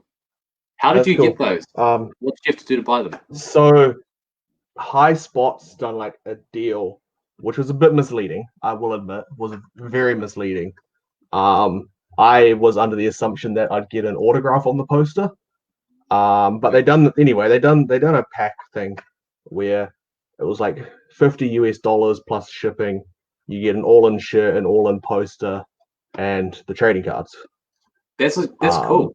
It's a cool. So I brought it, and hey, it was still value for money, like for the T-shirt and the trading cards alone, I guess. But on their thing, it said that you'd get an autograph. So I was like, okay, you're either getting it on the cards or the poster, and there was no autograph at all. So I was a bit disappointed about that. It's a bit misleading, but I'd say still very cool collectible, because that's a monumental moment in wrestling history, because that obviously led to what's going on now with AEW. Exactly, cool. And that's why I brought it, because it was kind of a commemorative moment to that, without being too kind of commercial. yeah, true. But no, that's cool. All right, well, if you want to move on to whatever you wanted to show us next. Okay, well, obviously I don't have too much to show, but what I have next, because we're already an hour and a half in. Man, time has flown. Sorry for making this so long, you guys. I'll try to make this one quicker. It's packed up in this, but it's probably one of the more important pieces in my collection, non-figure related. Is this what I think it is? I don't know. We'll have to see. If I can even. I guess this is down here. Having some technical difficulties with getting this open. Keep the questions coming, you guys. If you have anything to ask. Guys. The only reason we weren't answering the questions before is because obviously we needed to see the trading cards on the screen. And when we do a question, I like to pop it up on the screen like we have just now. So it was a bit hard to do questions and see the cards. So we're answering questions as they come in at the minute. So chuck them through. That's awesome. So I've got two things in this box. This one actually relates back to Waiheke's stream. Morgan commented, I can't remember what he commented, but there's something about one of the items related to when Waiheke's friend met John Cena at Wizard World. The towel that came from John Cena himself. I can't remember the exact backstory. Morgan will know it better than I do. It comes with the put it in a bag, and it comes with the lanyard. Wow. And is that signed, or is it just what it is? Nah, not signed, unfortunately. But the story behind it is still very cool. Sorry? Would you open it up to get it signed? Oh, yeah, 100. Oh, it's just in a snap lock bag. Right. Yeah, so okay. I'd love to get it signed one day if I could, because awesome, man, yeah, the story behind it already is cool. Yeah. But this item right here, one of the favorite things that I have. Oh wow, that turnbuckle. Yeah. From the bro Dan, he's the one who I was able to get this from the Westpac Stadium show in 2006. He was a part of the ring crew, and was able to bring this home with him. It's very cool. Awesome. And it has. Would you ever consider getting it framed? I don't know how I'd frame it, but it would probably be best to preserve it and keep dust off it and whatnot. Yeah, because you can get like a deep box type framing, which would look really cool with that. That would, yeah. That's something that I should probably look into. It has a rip on the back, and the story from Dan, it was it ripped when Randy Orton was taking it off the turnbuckle. I'm not actually sure how much of that is true, but and there's probably no footage of the matches, right? I think there may be footage, but I didn't see any footage where this part ripped. But these turnbuckle pads, they're reused for so many shows. So this probably was ripped at another show. So either way, it's cool to know that this has gone around the world with WWE. Yeah, that's cool. Yeah, you can't buy these in WWE shop. Any future buys? Future buys figure-wise after lockdown? I have quite a few things on the way at the moment. Stuff that I've ordered like a month ago that they haven't been able to make it yet. We've got an episode of Male Mania definitely on YouTube coming up. It'll be quite a big episode because there's a lot coming. I made an order on Wrestling Figure Shop. Oh yeah. Yeah, and then a couple other things too. So very excited about that. Hopefully they come soon.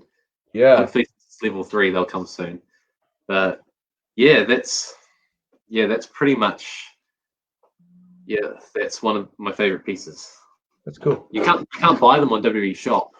No, it's not like a lot of other promotions where they'll actually sell off their turnbuckles after the show. Yeah, you have to know someone to be able to get one of those. Usually. Like those all-in turnbuckles and stuff were for sale after the show. Really? Yeah. How much did they go for? Do you know? That's huge.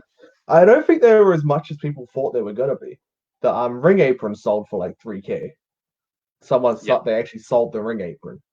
But the turnbuckles, I think they were only like $600 US, which is a lot of money. Don't get me wrong. It is. But considering it was signed by everybody. Oh man, that's cool. I don't think that was a bad price. I bet it would probably be worth even more now. Oh, 100%. But yeah, 100%. What is your favorite non-Mattel figure of all time? That's tough because my collection is pretty much just Mattel. That is tough. I really like the new AEW figures that are coming out. They all look really good. I think they look. Any pre-ordered? No, not yet. But I do plan on hopefully getting the bubbly Jericho. Okay. That's the first one on my list. Man, I think they look on par with Elites, if not slightly 100%. Better. Yeah. And that Jericho, especially, Mattel were never able to include the tattoos for copyright reasons, but somehow AEW have managed to get all of his tattoos. As we had discussed, I think it might be that somewhere along the line they must have had a licensing deal with whoever the tattoos are on his arm, which allowed them to do it. That would cost so much though, because there's some big bands on there. I see it's got Beatles, Queens on there. Who else? It's just so many bands. Even 100%. Fozzy itself would probably cost a bit to get the licensing for. Yeah, 100%. I think it's on there.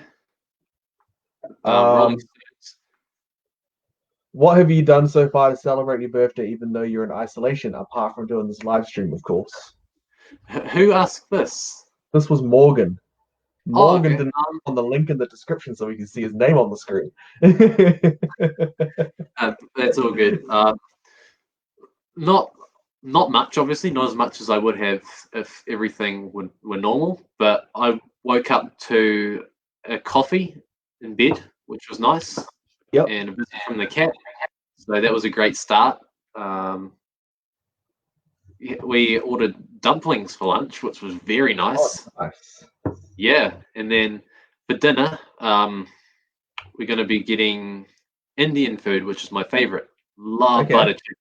Chris Anderson will be able to tell you that the butter chicken over in his area is my favorite butter chicken I've ever had. Oh, really? Yeah, he knows the cooks over there very well too. Oh, wow. That's what I've been doing today. Not much, but I'm stoked. This is probably my favorite part of the day, being able to talk to all you guys. And then if you don't mind, Matt, I'm going to try to get my hands on this video and then post it privately on YouTube for my international viewers. Can't see I was trying to have a look before to see if there's a way that we can save this video somehow, just to make it easier for you. But I haven't seen anything. That's all right. I could get a screen recording app and do it that way.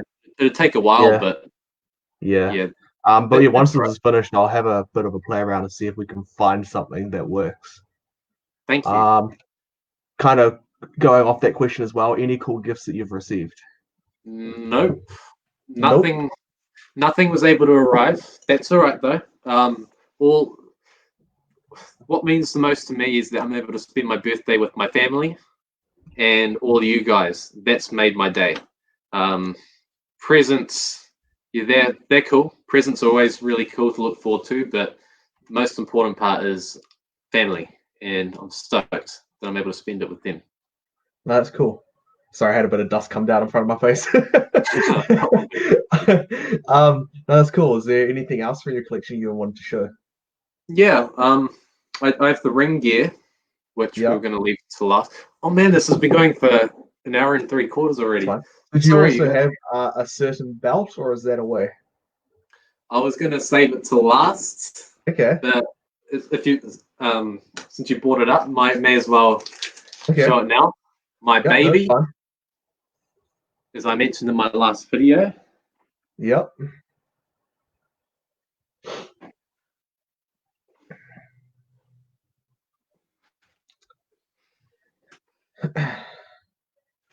So some people watching may not know the backstory to this because so give it all. Tell us it all. Yeah, some of you guys are newer collectors, so you probably don't know what this is. Probably the best way I could explain it is posting the link to the group afterwards. It's probably no worth explaining. I can't words that I say probably can't do justice to how I feel. Yep. If that makes sense. No, 100%. Yeah. So simply one of those things that is like, how did I actually manage to get this? Yeah. So dare I say, I'm not trying to brag or anything, but I challenge everyone watching to find a better collectible piece for New Zealand wrestling fans than this.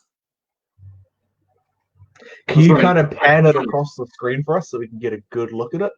Yeah, sorry, I'm not trying to sound arrogant at all, but just no, 100%. I mean, it's definitely like a piece that's like a one-of-one that no one will ever be able to get unless they try and get a reproduction copy of it. That's true. Or enter the contest next time. Yeah. So what was the contest that you had to enter, and what did it entail? It was through Twitter, I believe, was the way I saw it, and that's why not as many people knew about it. If it was posted to Facebook, I'm sure a lot more people would have entered. It was a challenge to post a photo to their website showing your entire wrestling or WWE memorabilia collection. And I spent 2 weeks setting up my photo, trying to get it right. I moved out of my room so I could get a good setup along my bed behind my wall with my figures on it. It spent 3 weeks overall. I spent because it took a week to pack it up. I didn't. I expected maybe a runner-up prize at most because they had like 10 runner-up prizes. I thought I'd get one of those. Then when I got bombarded by messages. Bombarded with messages saying your name's on the website, you won. I honestly, to this day, I still don't believe that I won. Looks better than your vessel. I do agree with that. It looks like a proper championship belt. Yeah, man, that's awesome. So did WWE make that, or did they have someone like a promoter in New Zealand kind of make it, or do you know anything about that? I'm not actually sure where this got made. I should probably look into asking the questions. I could approach Dion. Maybe he might know the answer to that. I am quite curious. That's awesome. Yeah, thanks. Apparently, the licensing to get WWE's logo on a belt costs enough as it is. I could imagine. Yes. I don't know, because it seemed to me that this is separate. This isn't like a WWE contest. This was the people who put together the New Zealand and Australia WWE shows. This is kind of their thing. It's the only So Team Daddy. Yes, I think it might be. Yeah, because you can only win this in either the Australia or New Zealand. Regardless, Dion will definitely know something about it because he's the WWE guy for New Zealand. Yeah, sorry, who was that? Oh, sorry, I didn't quite catch that. Regardless, Dion should definitely know something about it because he is the WWE guy for New Zealand. Yeah, absolutely. I'm sure he's played a big part in making this possible. So it seemed like they did everything they could to make this into the show. It seemed like last minute because they were talking to the promoters and it seemed like WWE didn't even know anything about this at the show because we were guaranteed like a private what was it, like a secret way into the venue where you didn't have to line up, and they couldn't get that sorted. And then when they were talking to us about what the situation about me going to the ring during the show was, they didn't even know what was going to happen. So they said, so we can't even guarantee that you're being in the ring. Go to your seats, and if we can sort it out then we'll come get you. So it was really down to the wire. So I really do applaud the people who sorted this out to make it possible, because it's not a WWE thing. It's clearly. Yeah. That's awesome. And I encourage, if they do this kind of contest again, I challenge every single one of you to enter. Except, man, experience of a lifetime. Oh, 100%. So now we're moving on to your ring gear, is it? Yes. We've got 2 boxes here. I was going to do this in order of when I wore the gear, but kind of I've got 2 boxes and it goes. I don't know. It's not going to be in order. We've got this white shirt here. I'm probably not going to go over the history of each one because a lot of people probably aren't familiar with it. This is what I wore when I was retiring the first time. I wore this in what was my last match at the time at WXW Live 2. I also wore this WXW Live 2 against Chris Anderson. Had 2 matches that day. I wore this one against Burglar. It's kind of an Undertaker tribute. These are all in bags, so yeah. Can't get No, we can see it. We can see it. It's a classic design. Yeah, that looks cool. Yeah, this one I didn't actually end up wearing in ring. I wore it on a promo. Right. When did I wear this one? I wore this in Fatal 4-Way match against Chris Anderson, Zack Attack, and Skyflyer Jay Hagen.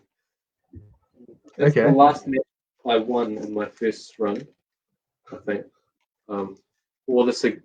It's like Zack right keeping his own ring. Yeah, who's this? Is that Morgan? Morgan again, yep. Yeah, thought so. Yeah. It's not like anyone would want to buy this, surely. It could be a really cool piece to auction off at one of your charity shows, maybe. That's true, yeah. With us fundraising for Starship, yeah, quite possibly that could be something to keep in mind.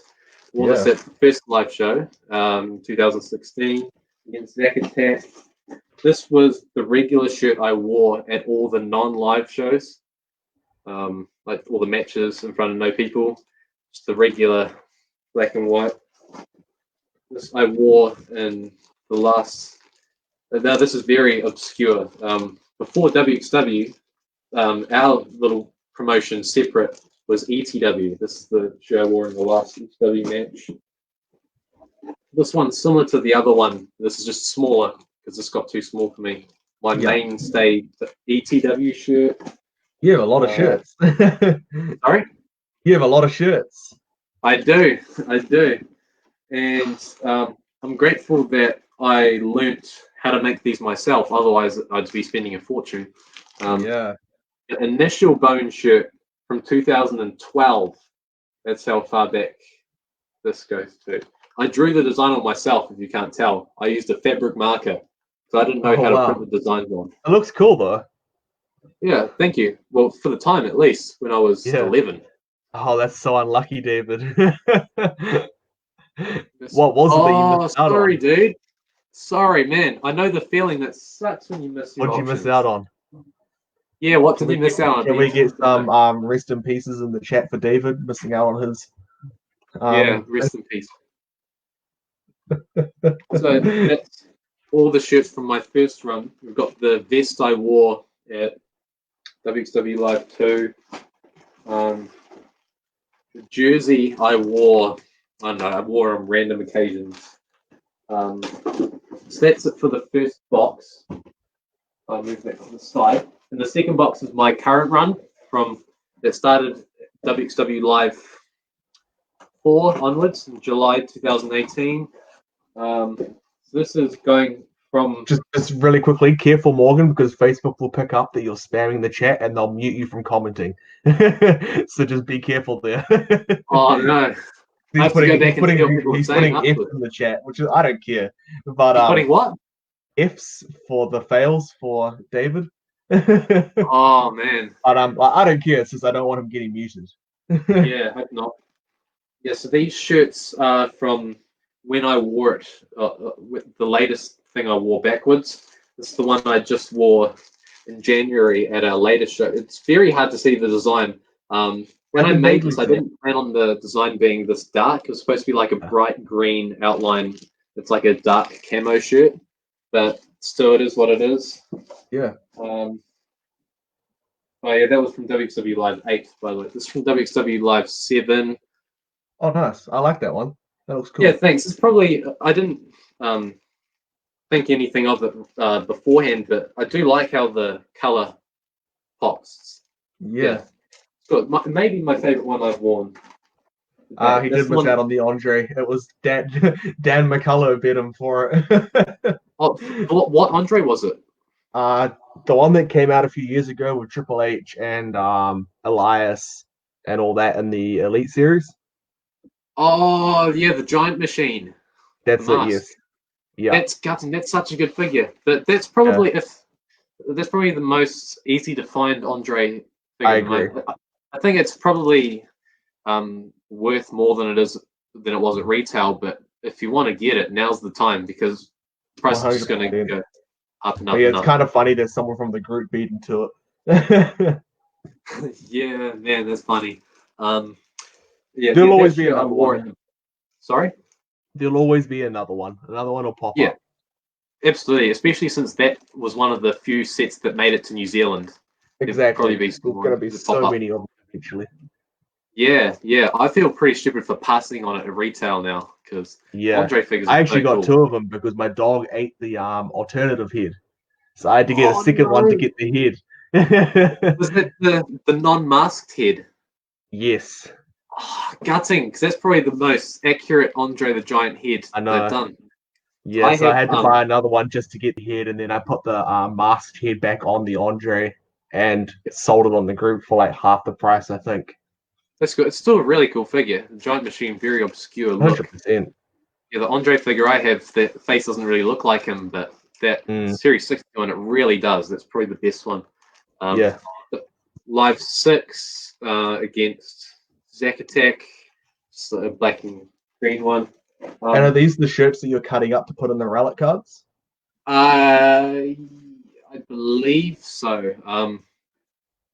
Yeah, I can't remember exactly which ones that I did use, but it says it on the card. So okay, and some of them are wrist tape relics too. Right. So there's a pair of tights or pair of pants that aren't in here because I'm still currently wearing them. Because if I wore different tights and shirt at every show, it would get too expensive. So I'm just doing different shirts. Yeah, different shirts at each one at this point. But this is the last pair of pants that I wore. At WXW Live 6, they're green. They got so muddy. That was a very muddy show. And if Anderson's still watching, he knows. I think every single one of us slipped over at some point in the main event because it had rained. Right. And we had wood underneath the mats on the outside just to flatten out the grass. And the wood got very slippery. Yeah, very funny. If you're looking for a laugh, go watch the main event of WXW Live 6. I could imagine. It's very funny. So you make all your ring gear yourself? Sorry, what was that? You make all of your ring gear yourself? Yes. I don't make up the shirts themselves, but I buy them and then print the logos onto them. This is my WXW Live 5 shirt. This is from that card that I showed earlier when I won the ladder match. It's got different patterns on it. You couldn't really see it during the show, but it's like a navy blue with some lighter blue dots on it. And the pants to go with that. Dan's just jumped in like a villain saying me with the Andre, and he's got a GIF. I'm not sure what that's from. I want to say Predator it looks a little bit like, and it's like this will be a fine addition. Oh man, congrats Dan on winning that. So yeah, this is when I did start wearing pants, different pants at every show, but then our shows became more frequent, and that's when I stopped. Yeah. So this is the pants I had at Live 5. You can't really see it well, but on the other side of the pants, I had a picture of the championship itself. and then this says champ. Oh wow.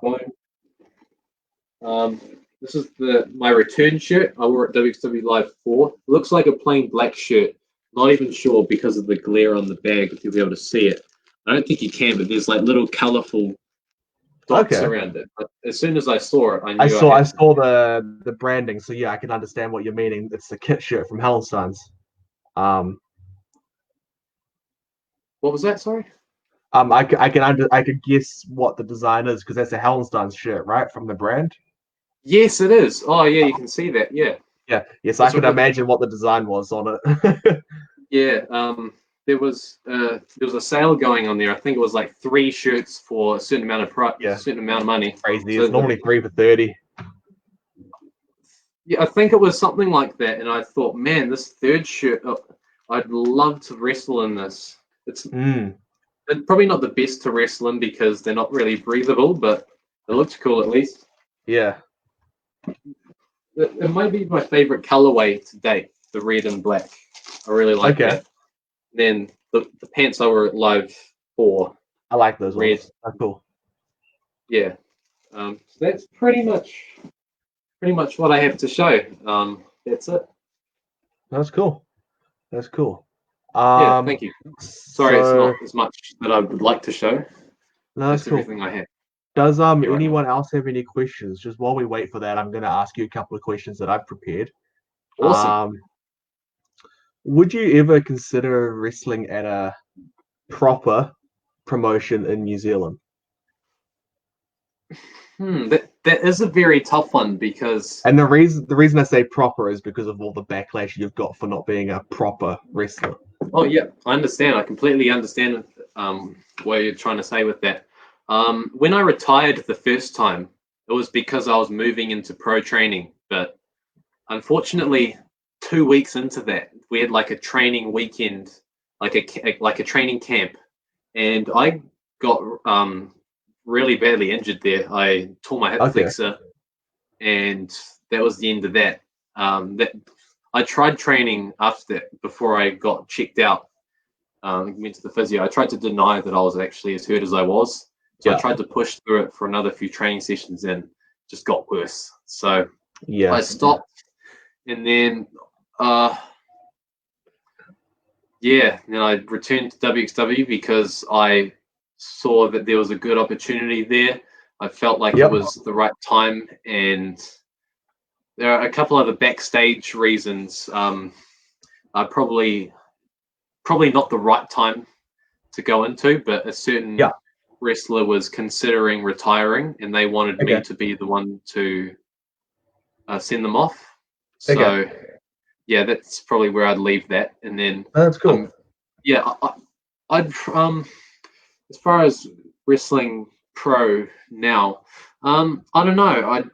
I would like to give it a go at some point, but I don't feel any desire to at the moment because I feel like with WXW picking up steam and more people coming along to the shows, I feel like leaving now would. It's just I'm. You wouldn't really necessarily have to leave though, right? Well, the ultimatum that I was given the first time was it's either backyard or pro. Right. So I wish I could do both, but it's either one or the other. So are you allowed to say who's training you? Like what company? I'll say PWE. Okay, that's cool. Yep. There's some very cool trainers there.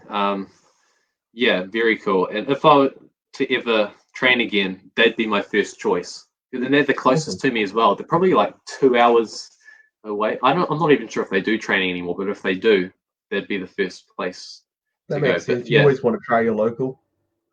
Yeah. Well, as close as I can get to local. Love PWE, but very happy where I am at the moment, and I don't have any plans on going anywhere anytime soon. We'll just have to see what happens. That's awesome. Still being on the subject of WXW, would WXW ever create their own belt? We've actually been in talks about that. Money is an issue because if you want, you can get cheap custom-made belts, but they don't look great. Yeah. Like $300 for a belt. It's cool to have your own belt, but that's not really what we'd want to represent the company. So we've looked into our options, and we're hoping that could be a possibility at some point. Awesome. We've had deep discussions about it, but it's just the money that it would cost to get a proper title is something that is going to take us a little while to save up for. So I can imagine it'd be over $1,000, wouldn't it? Yeah, absolutely. At grand at the very least, but that wouldn't even be fully decked out. I remember looking into it because I was going to try and get a replica IPW belt made for myself. Oh, sick. And it was very expensive. David says he's going to have to get a bone supporter shirt for all the skull wear. Ah, awesome. So I'm not really familiar. What's skull wear? Is it just like the skull on the t-shirt? I guess just because of all the skeleton stuff on it, maybe. Oh yeah, that would be my guess.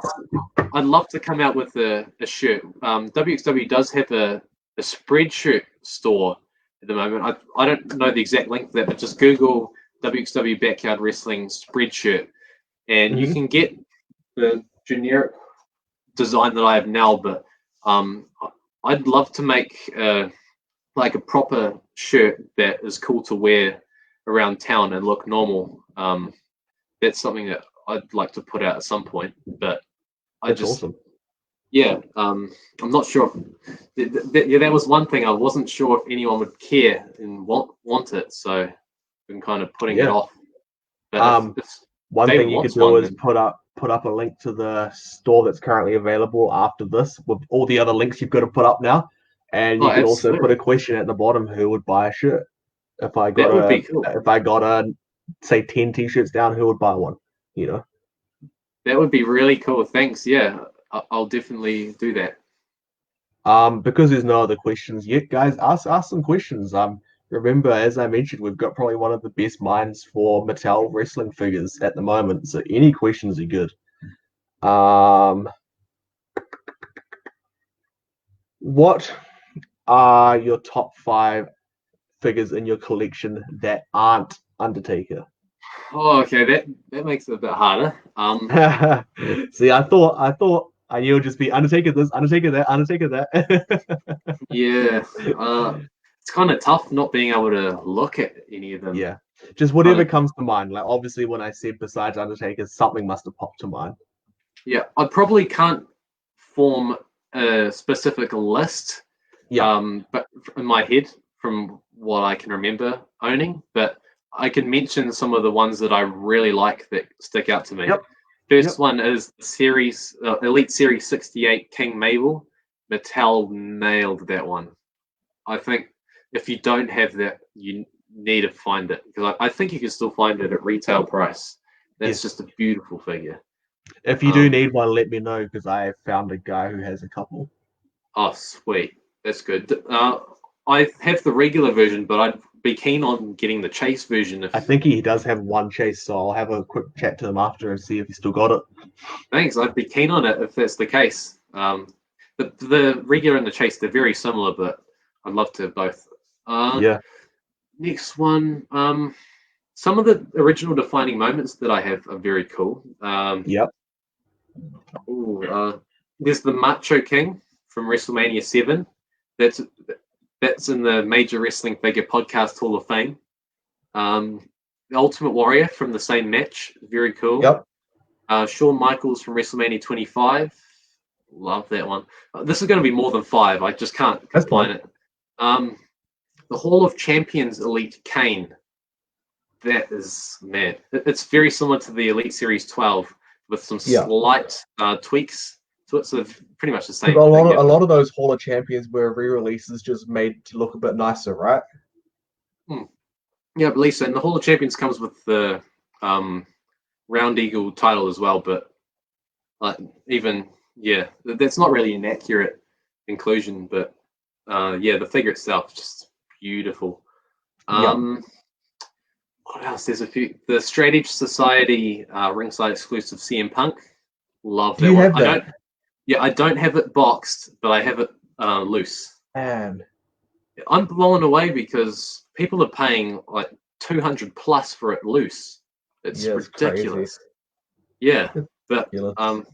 it's one of the better CM Punk figures out there. So, yeah, it's one of the more limited ones too. Yeah, I'd probably just keep it to that at this stage. Cool. Riley said the SPW belt cost 875 Australian dollars, but he's found a group that make nice custom belts, and it will only cost around 300 New Zealand.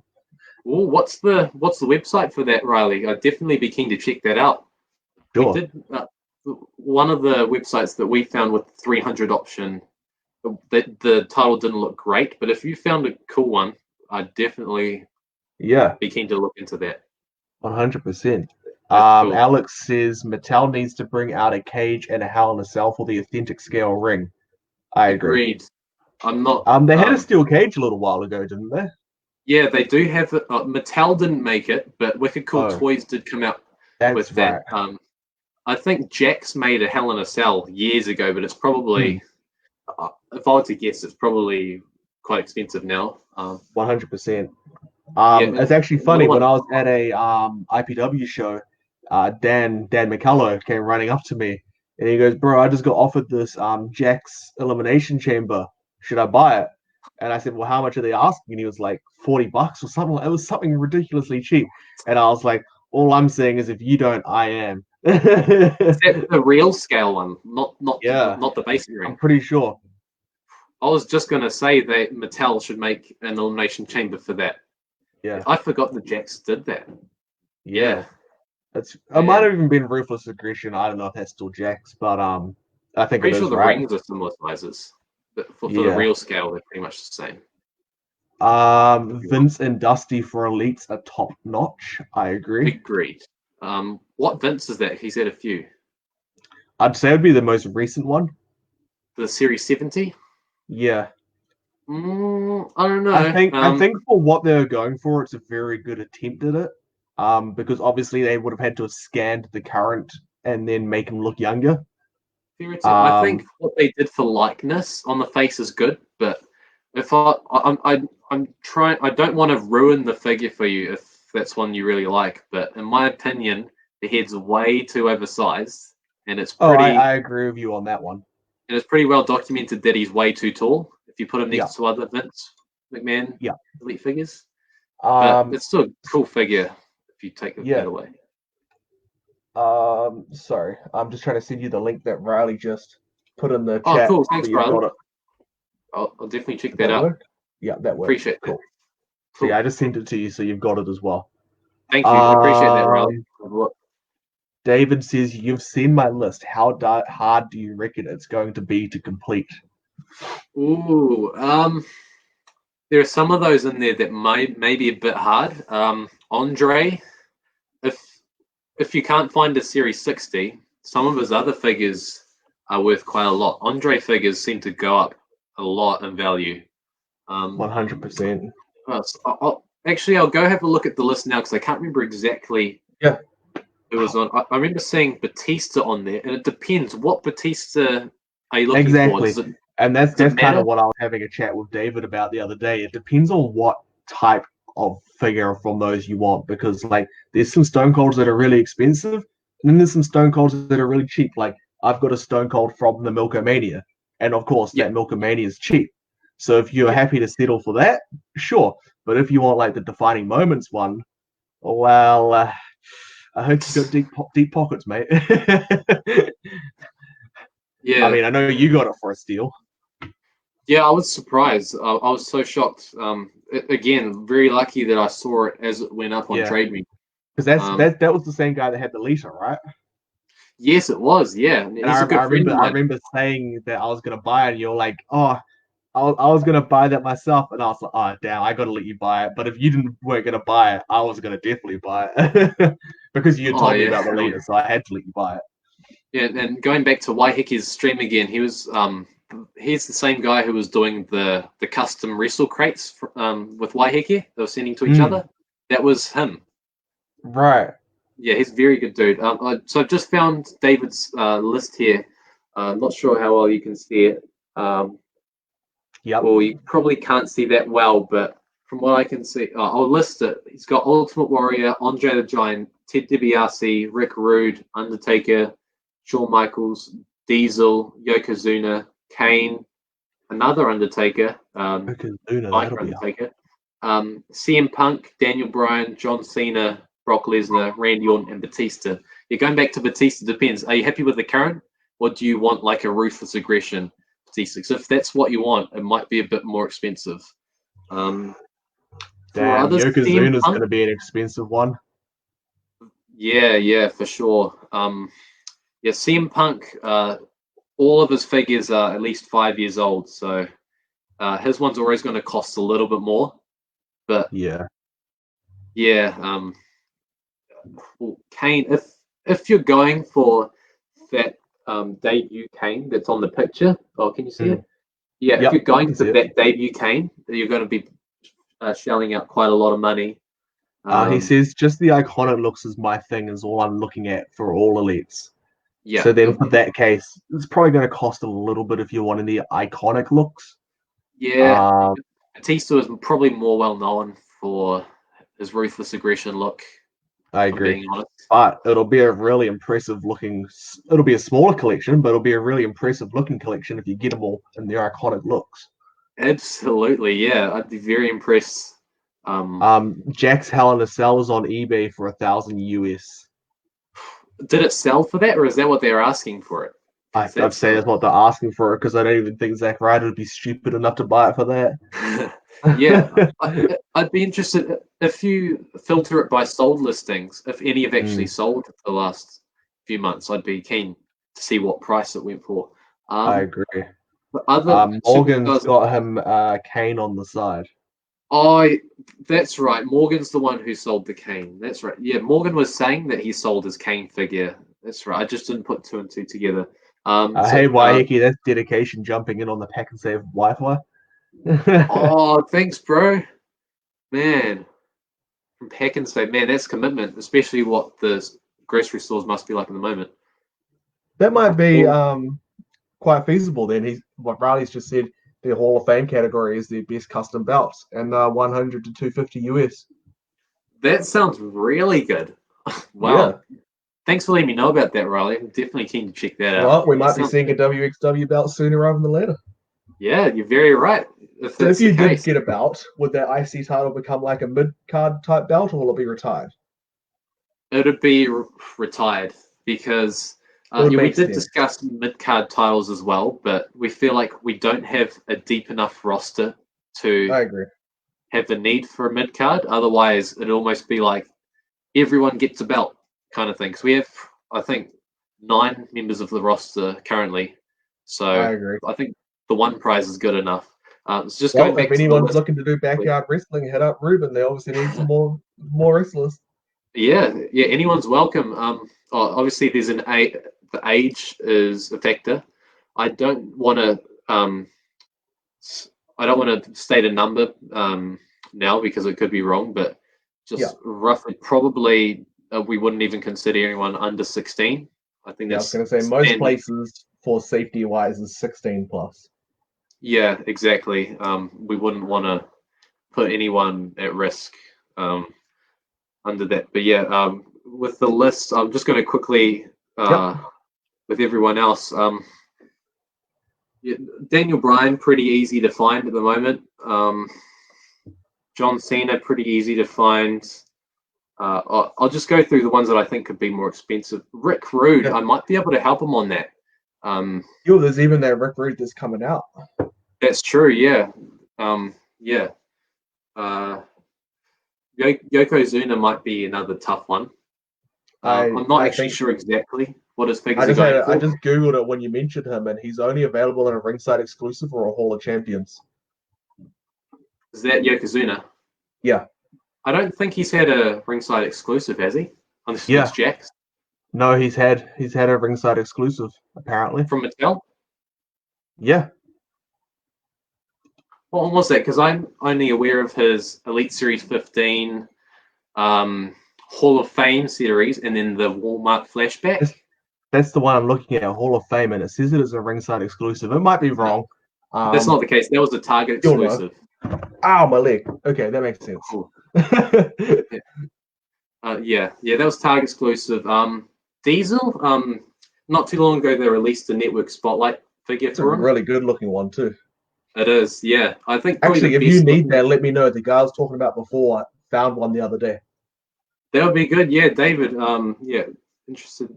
If you're interested, yeah, that's a great opportunity. Shawn Michaels, it depends. Are you looking for one in this era, or are you just looking for any Shawn Michaels? If you're looking for iconic looks, he's had so many iconic looks. So it's pretty hard to nail down one. But the Ultimate Edition one that just came out is probably the best bet. Yeah, I like that one. Yeah, the likeness on the head could be better, but overall, iconic look. And if you were really bugged about the head, you want to open it up, you could swap the head with Basic Series 100. It's a great alternative head. Undertaker, again, it depends on if you're looking for those specific looks. So he's got the mid 90s and then the early 2000s Undertaker. That would be the one that, just off what I could see from that picture, the best one for that would be the purple tie. Yeah, you're right. I think that one's still readily available, is it? Yeah, it's a bit easier to find from the States, obviously. But most of the ones I've seen from the States are about 30 US. Yeah, that's fair. That's generally mint or loose. It doesn't seem to matter too much whether it's got the card or not. I believe that was the first Elite set that the warehouse stocked since Elite's returned here. Yeah, it was one of my first figures when I got back into collecting. Yeah, it's a good one. I think it's a re-release from Series 23, but it's such an iconic attire. It's justified being 100% re-released. Waiheke said you are like a New Zealand version of the major wrestling figs. I think that's too kind. I don't think I can touch anything that the Major Brothers do, but I do really appreciate the comment. I appreciate that you think so. I'm looking to start up a podcast soon. I was hoping to start it up during this lockdown period, but I got sick. Yeah. The goal for that was to have guests on other YouTubers that I feel deserve more subscribers, and it kind of spread out the word. I'm still going to do the podcast, but I'm just working on trying to set it up with Spotify and Apple Podcasts and whatnot. So it's going to take a while, but I want to do it right. So because something you could always do is just do the YouTube side of it and then save the file so that you can upload them when you get to that point. That's very true. Yeah, that's something I could probably do. Yeah. Just a quick question, another question from Waiheke while I go see if the dog wanted to come back in because I heard her barking. Not sure if it's been asked. Do you have any figure peeves? Yes, he does. He has a lot. We're going to be here for another hour. It's a very deep question there. Being as committed to collecting figures as I am, there are a few peeves that I can have. I don't really want to go into specifics for everything because it will take a while for me to list everything.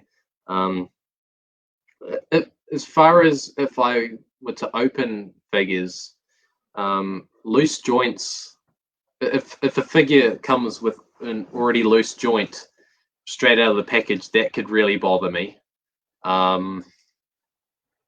There's the obviously the quality control things like the odd paint smudge that any wrestling figure has, and I've noticed it quite a lot. But it's something that really you can't get too worked up about because it is very common and it's a mass-produced figure. So if there's a smudge somewhere or whatnot, something that is bothering me, though, probably my biggest peeve at the moment when it comes to Elite figures is with the True FX. Some of the stuff that True FX is able to do with the face, the face technology is great. The likenesses on some of the new ones are great, but I've noticed it's also it can be more inaccurate with the way it prints it on, because I've noticed since they introduced True FX, some of the eyes come misplaced, and that makes the whole. I don't know. It's hard to explain, but I've noticed it more frequently since TrueFX came in that some of the placement of the printing is off, and that bothers me a bit. Yeah, the pros and cons with that really. That's probably the best I could say. If I were to go back to David's lists, sorry for talking about it quite a bit, but may as well. So. I completely agree with all those things that you mentioned. It's just I'm a sucker for figures, so I don't look into it too much. yeah, it's something that we kind of just have to accept. It's something we can't change, really. Unless you want to start getting into customizing every figure you buy, it's just something you got to put up with. Yeah, exactly. Especially as a mint on card collector, even if I wanted to change it, I can't. David. Oh yes, that's it. The likeness on that is great. It looks just like Andre. I agree. It's definitely one of the best ones. Yeah, I think it's the best likeness for an Andre figure. Which is why when the dog ate the head off of it, I had to go get another one. Well, it's a good thing you got a new one when you did. Yeah, I agree. Yes, that's pretty much everything I can think of on this list. I can help David out with the Ted DiBiase. With the Undertaker, with the Biker Undertaker, if you don't mind waiting for the Boneyard, there's definitely going to be a Boneyard one coming out. I agree. But if not, how cool would it be if it actually came out with the chopper?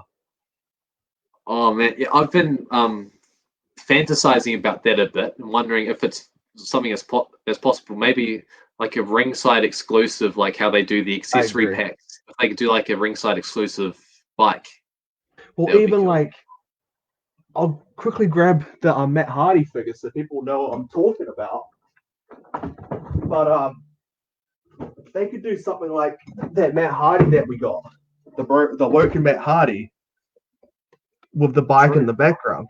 So I'm not sure if you guys can actually see it, but the boat's in the background. Yeah.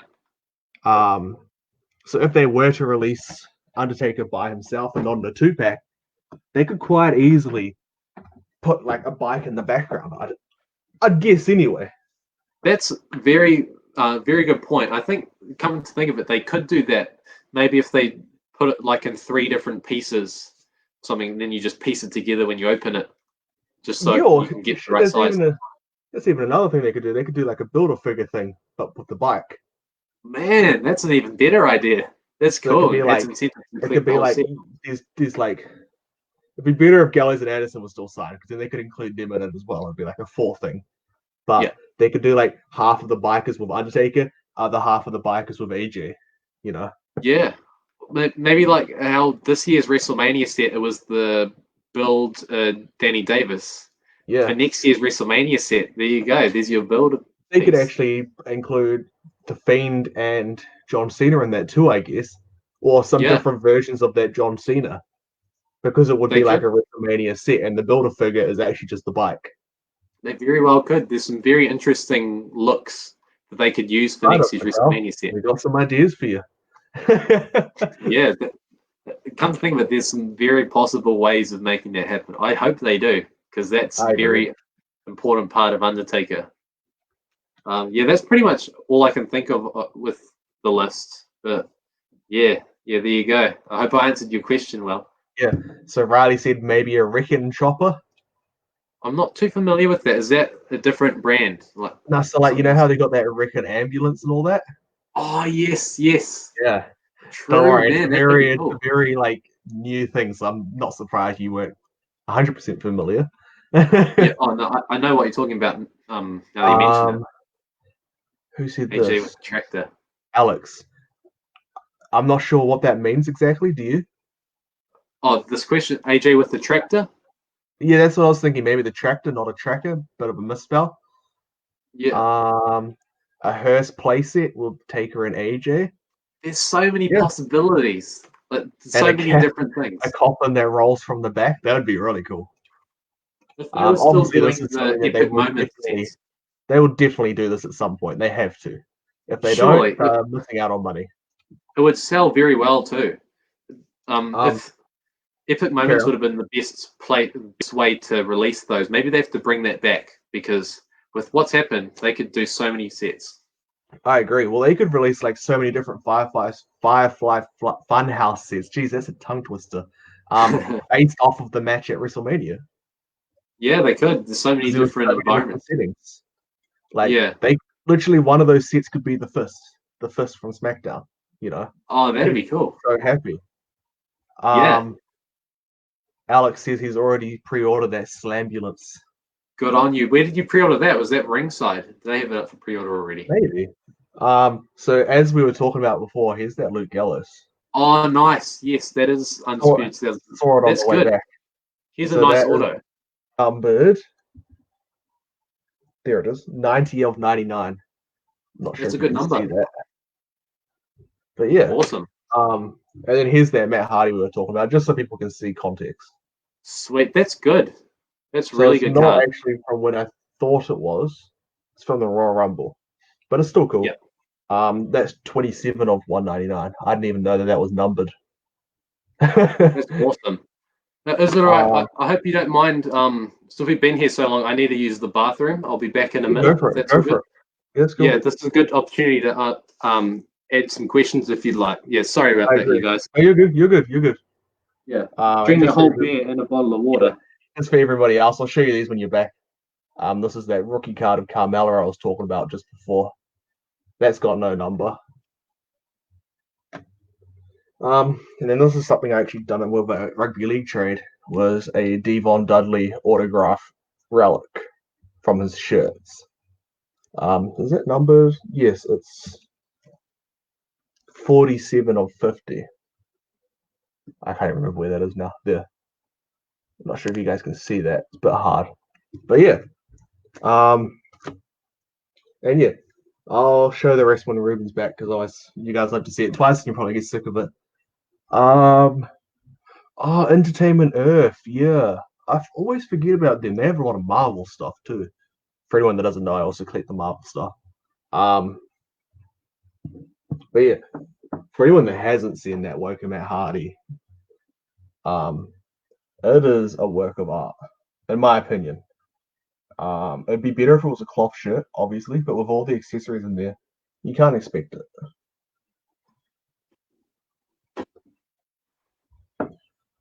And of course, these are the other ones that are part of that set. I'm just Sorry about that, you guys. Actually, I'll turn the light on. It's starting to get dark. So yeah, in this one there was Ricochet, which came with the US title, Matt Hardy, Kurt Angle, which was an older attire, and who was that? Wendy Richter. I don't even know who that is. I'm not gonna lie. Yeah, Wendy Richter. I believe that Kurt Angle was actually based on his last match. Was it? But they just used a face that made him look younger. They didn't use the older face. Yeah. So I'm not sure if you saw this when you were walking out, but that's that Carmella rookie card. Oh, sweet. All those Undisputed cards, the quality on those are top notch, even the base cards. Oh, exactly. And this one I actually got in a trade with rugby league cards. Oh, on Dudley. And it's got the it's the multicolor relic. Yeah. And that's 47 of 50. That's so nice. Yeah. So real quickly, I'm just gonna get into the part where I just show people what I'm gonna give away for the 200. Awesome. But before we do that, this is the thing that I got for Lita to get signed. Where did you get that from? I can't remember. I think it might have been. I can't remember what his name was, but it was someone in the group. Basically, they were wanting me to get a Intercontinental title belt signed for them, by a honky tonk man, obviously. Yeah. And they said that I've got this Lita promo card for you that you can get signed for yourself. Like this can be your payment for it, basically. And so I was like, hey, that's cool. I'm happy to get it signed for you as well. I mean, I'm going to be there. It's no issue me getting it done for you.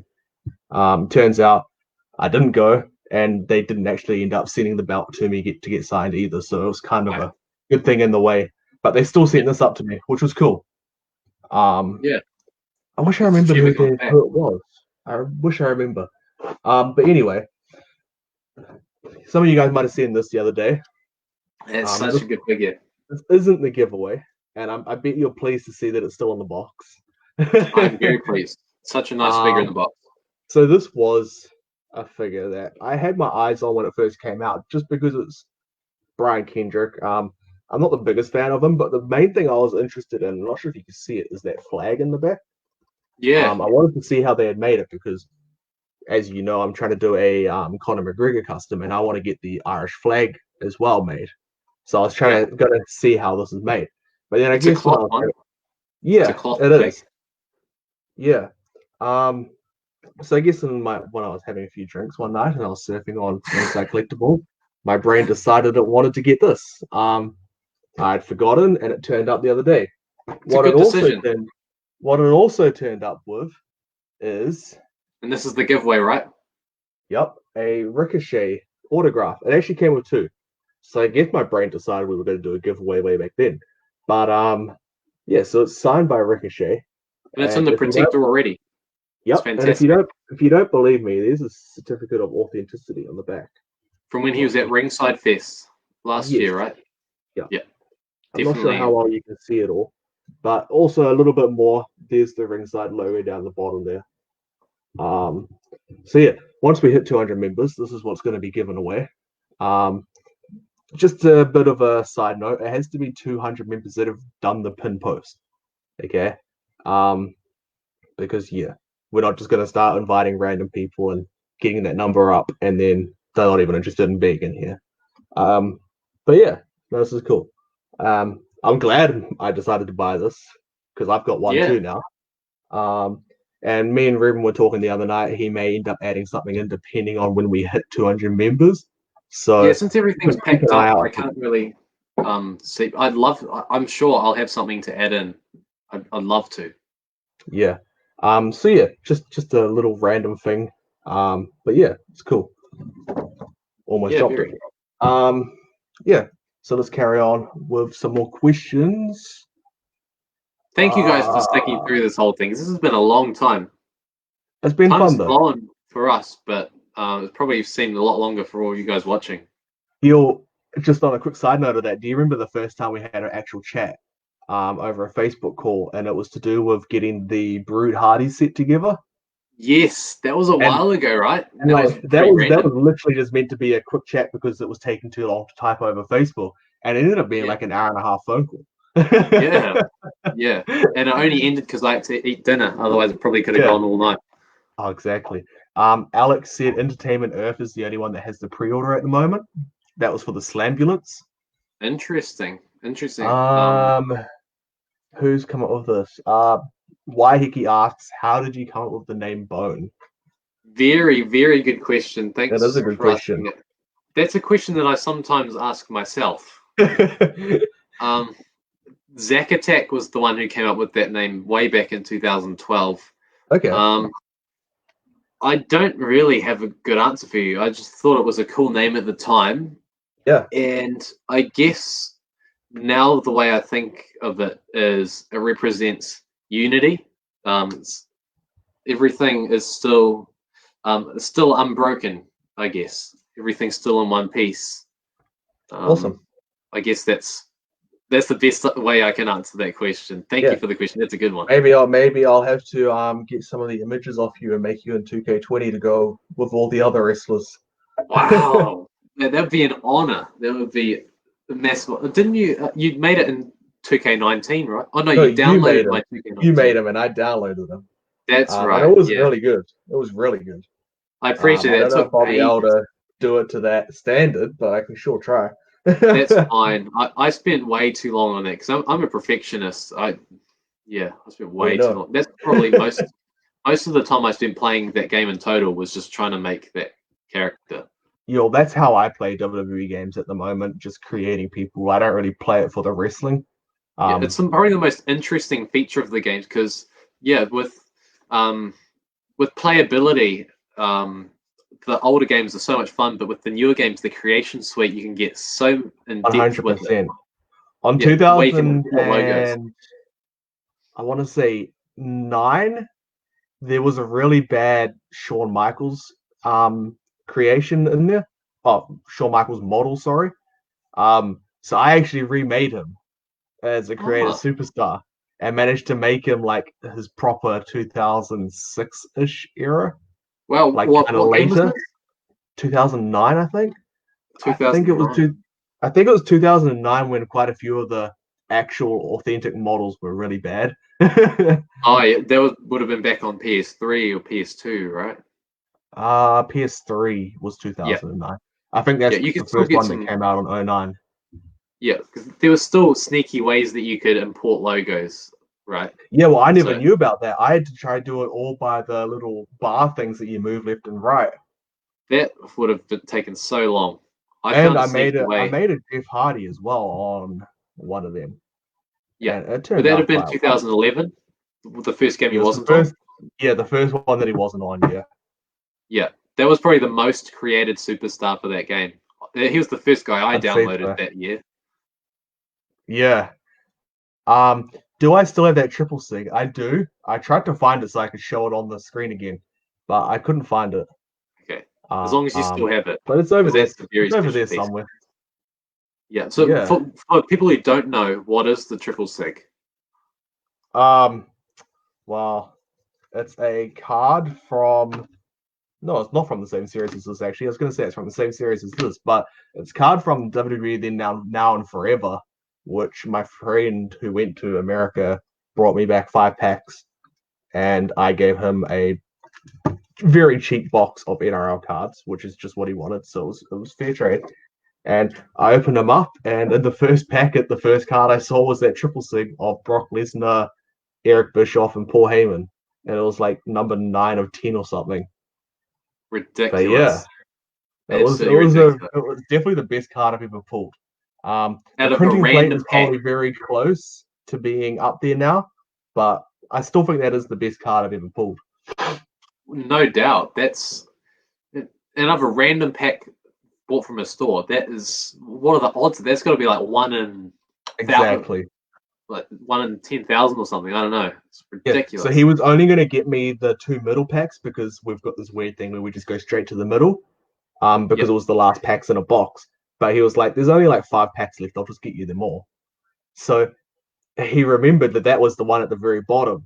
So if he just went for the 2 middle ones, it would have just been bust. It would have been two random cards. How I wouldn't have even known that you could pull something like that in a store box. Yeah, well, I guess because stores get hobby boxes sometimes, right? Not every box, Oh, obviously, but yeah. If that was a hobby yeah, box, then it makes sense. yeah. So even Um, then, the odds to pull that in a hobby box would be pretty crazy. I agree. There was just a question here that I need to answer. Where was it? Do I have to watch from the start on how to win that prize? No. This prize is the one you're talking about, I presume, is for when we hit 200 group members that have read the pin post. So all you got to do to win that prize is invite people to the group that want to be here. Once we hit 200 members, every single person from the group goes into a randomizer. So whether you invited somebody or whether you're just here because you want to be here, that's fine. As long as you've read the pin post, you go in the randomizer. And then we randomize it, and whoever wins wins. You don't have to pay for shipping. I send it to you. And yeah, it's just my way of saying thanks for making this group awesome. And again, Ruben will add something in too, depending on when we hit 200 members. It's a bit hard for him at the moment, obviously, because as you can see, there's no figures on the wall, so all the stuff's packed away. Yep. But yeah, Yeah, and that's that. come to think of it, I have one more thing I could show. It's nothing Yep. big, but Yep. I've a couple of shirts that I haven't packed up yet. That's cool. I'm just gonna read some more stuff. Matt, were you able to arrange a happy birthday for Ruben from the group? Yes and no. I just played a video from YouTube singing happy birthday to him, and then Yeah, everyone very kind of just kind. spammed happy birthday. It was so unexpected. Yeah, it was cool. Thank you, Matt. That's Will you very get kind. the Slambulance? That will be from Alex. Um, that's a good question. Probably not for me. If I were one that regularly opened figures, that would be an amazing accessory. But Yeah, for me, something to keep in the box, probably not. So it would take up a lot doesn't of really room. show it in the box, does it? Nah, I wouldn't think so. It could do, but even then, it would just take up so much room in the box, and I'd have nowhere to put it. It's very cool though, and if I opened all my figures, no doubt I'd buy it. Come on, hello. Bailey's back. Bailey. Yep. So the one other thing I found, yep, it's the shirt I wore in the ring at WWE show in Christchurch. It's another Bone shirt, and I got Jason Jordan and Elias to sign it. Oh wow! Beforehand. That's cool. Yeah, it's got. I edited it so it's like a New Zealand flag inside the Bone logo. So, that's awesome. And my thought process behind that was technically Bone has made his WWE debut. That was what I was going for that one. That's awesome. So there's a question here for me. What are 5 of your favorite things in Rub's collection? See, his collection has changed so much since I've known him that I don't actually really remember what he has. And the fact that I can't even really see what he has is a bit hard. But I'm gonna cheat a little bit. That was what I just showed. Maybe that was Waiheke, I believe. Yeah. Great question. Was it? Yeah, it was Waiheke. Of course it was. All the really good questions are Waiheke. One thing I'm gonna say is something that I now own is the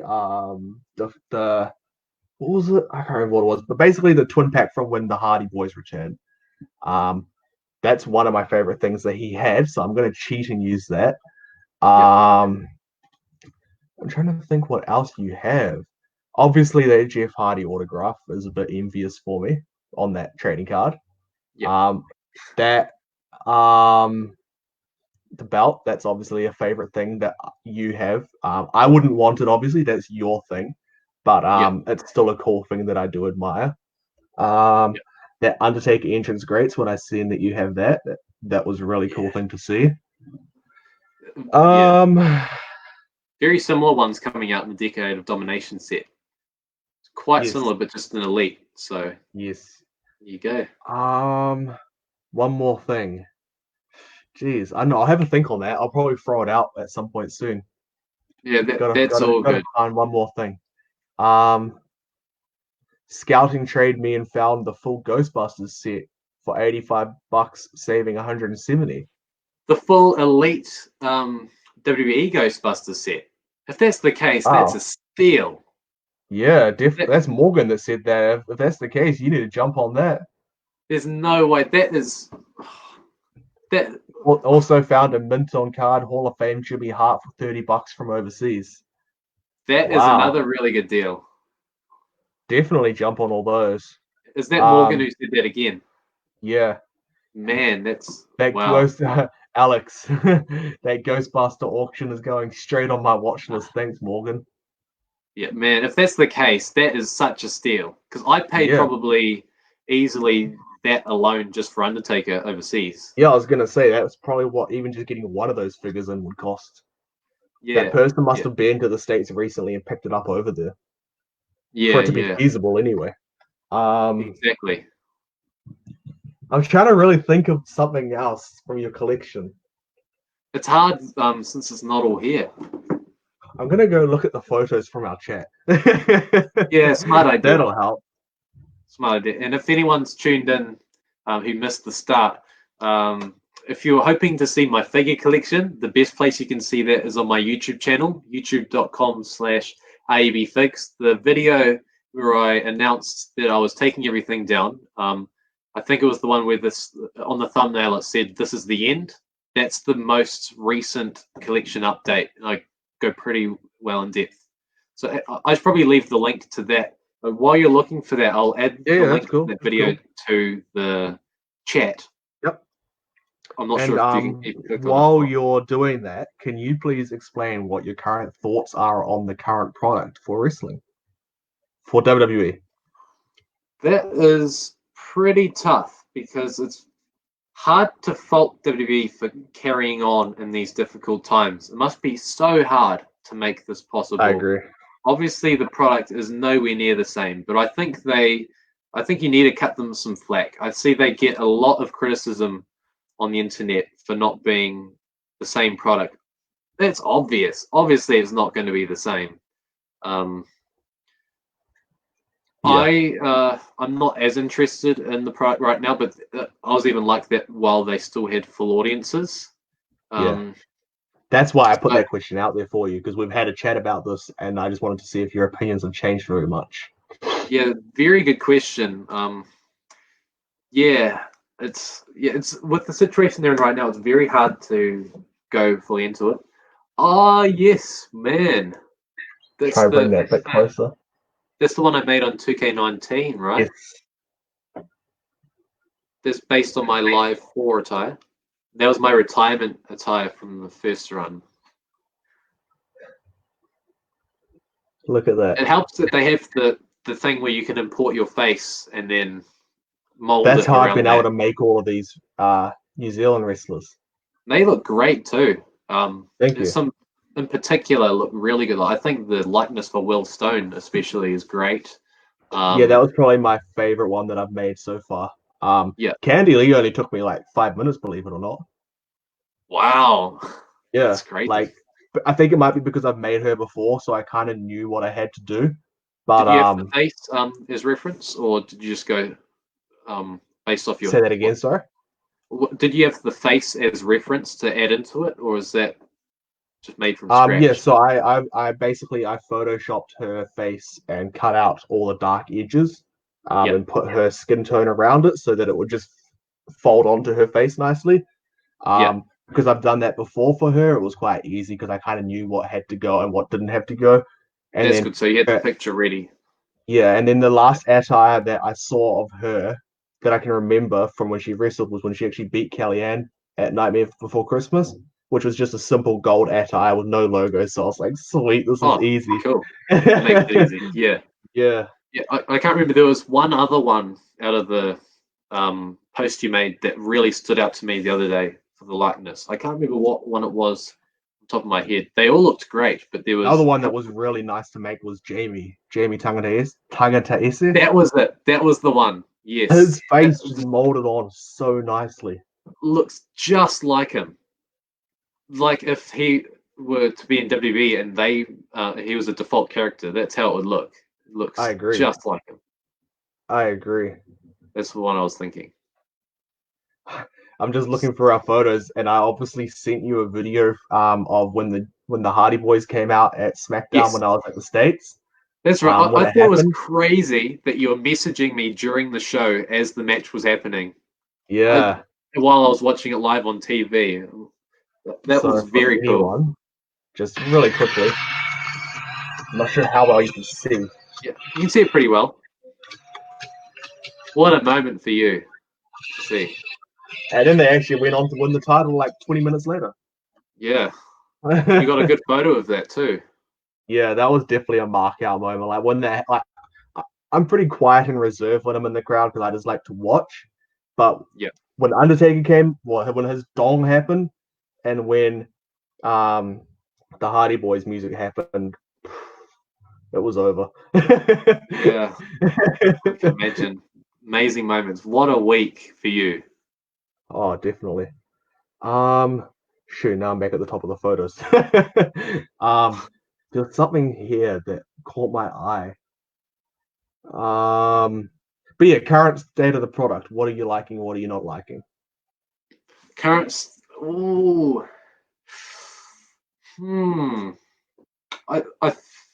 I find it hard being critical because I know how hard it must be, especially this time.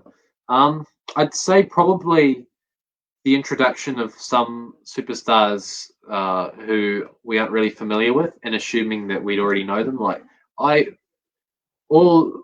no disrespect, but I have no idea who Austin Theory was before he made his appearance, and they didn't really do any character development for him, so I didn't know who he was. So it's very hard to get invested when you don't know who he is and they don't do any character development. All of a sudden, he's on every week and fighting for the tag titles. You want to see a really good match of his? Go watch the NXT Evolve show.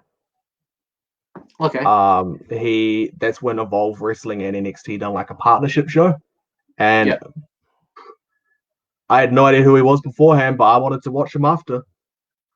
Oh, okay, cool. I definitely recommend that it. one up then. So obviously he's really talented. Yeah, from what I've seen, he's a very talented wrestler. But it was just hard to get invested when it's different. It's different in WWE because they have time restraints, so it's very hard to stand out in that regard. So you kind of have to rely on character, and it's hard when they don't do character development. I 110% agree. That's the one thing I thought about.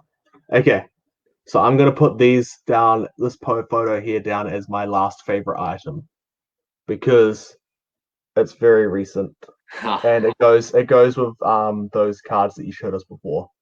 Yeah, man, yeah, They're really cool.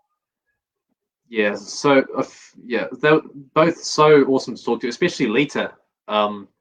If you're keen, anyone watching, if you're keen to see, I did record our conversations and uploaded it on a YouTube video. Go through the channel and it's pretty easy to find.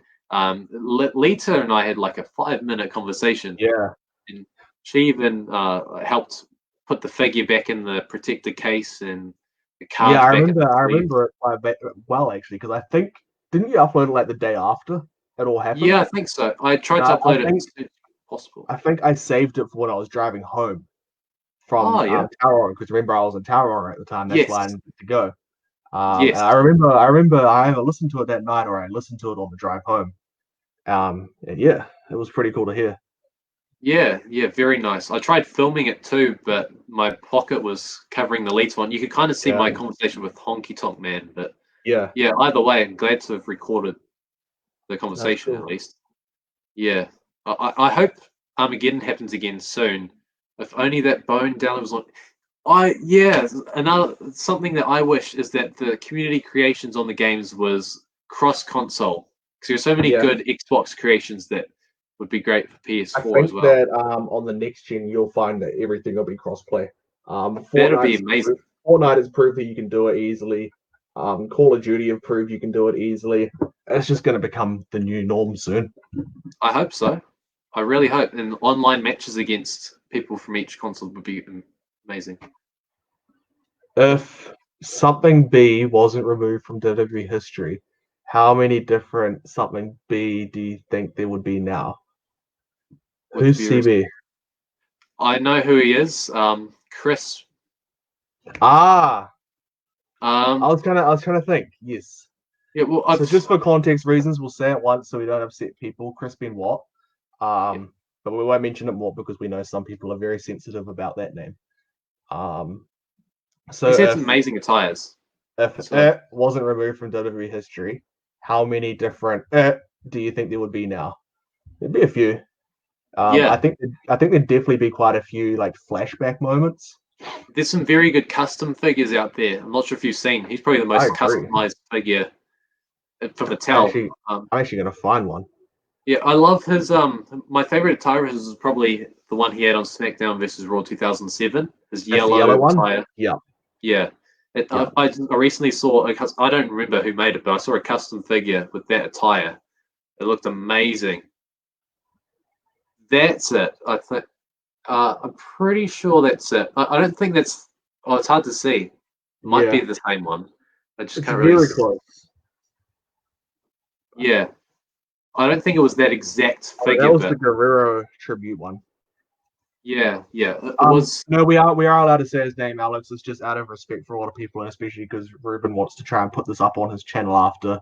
A lot of people get offended when you mention that name, so we're only going to mention it once.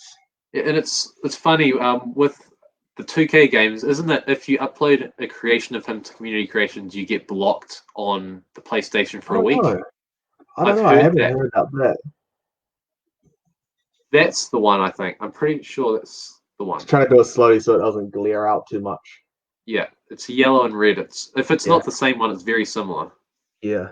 Some of those customs look great with the Stone Cold torso. The Jack's heads, they actually fit onto Mattel bodies really well for him. Yeah, that looks great. Most Jack's heads, if you put them on Mattel bodies, they're too big, but that one is excellent. Fits in very well. Cool. Any other questions, guys? Obviously, we've been on here for quite a while, but I'll ask everyone a question. How are you yep. guys doing today, and what have you guys been doing to keep yourself occupied over the last month? Watching the member interviews, I hope. Oh, yeah. One question I prepared is if you were talking to a brand new wrestling fan who had only like literally just started watching over this isolation period, what would be your top 3 Undertaker matches you would recommend to them to understand who or what the Undertaker is? I already have 2 matches right from the top of my head to Yep, put in. First one I'm going to say is Undertaker versus CM Punk at WrestleMania 29. I agree. What a masterpiece. And I think that's one of the best examples of modern day WWE when it comes to storytelling during a match. Just And look who was involved in it, Paul Heyman. Yeah. Paul added so much to that match too. He had some quite important parts. Yeah. That's honestly why I reckon that match was so story driven, because Paul Heyman was a part of it. And he would have petitioned so hard for it. The real life tragedy of Paul Bearer to play off as well.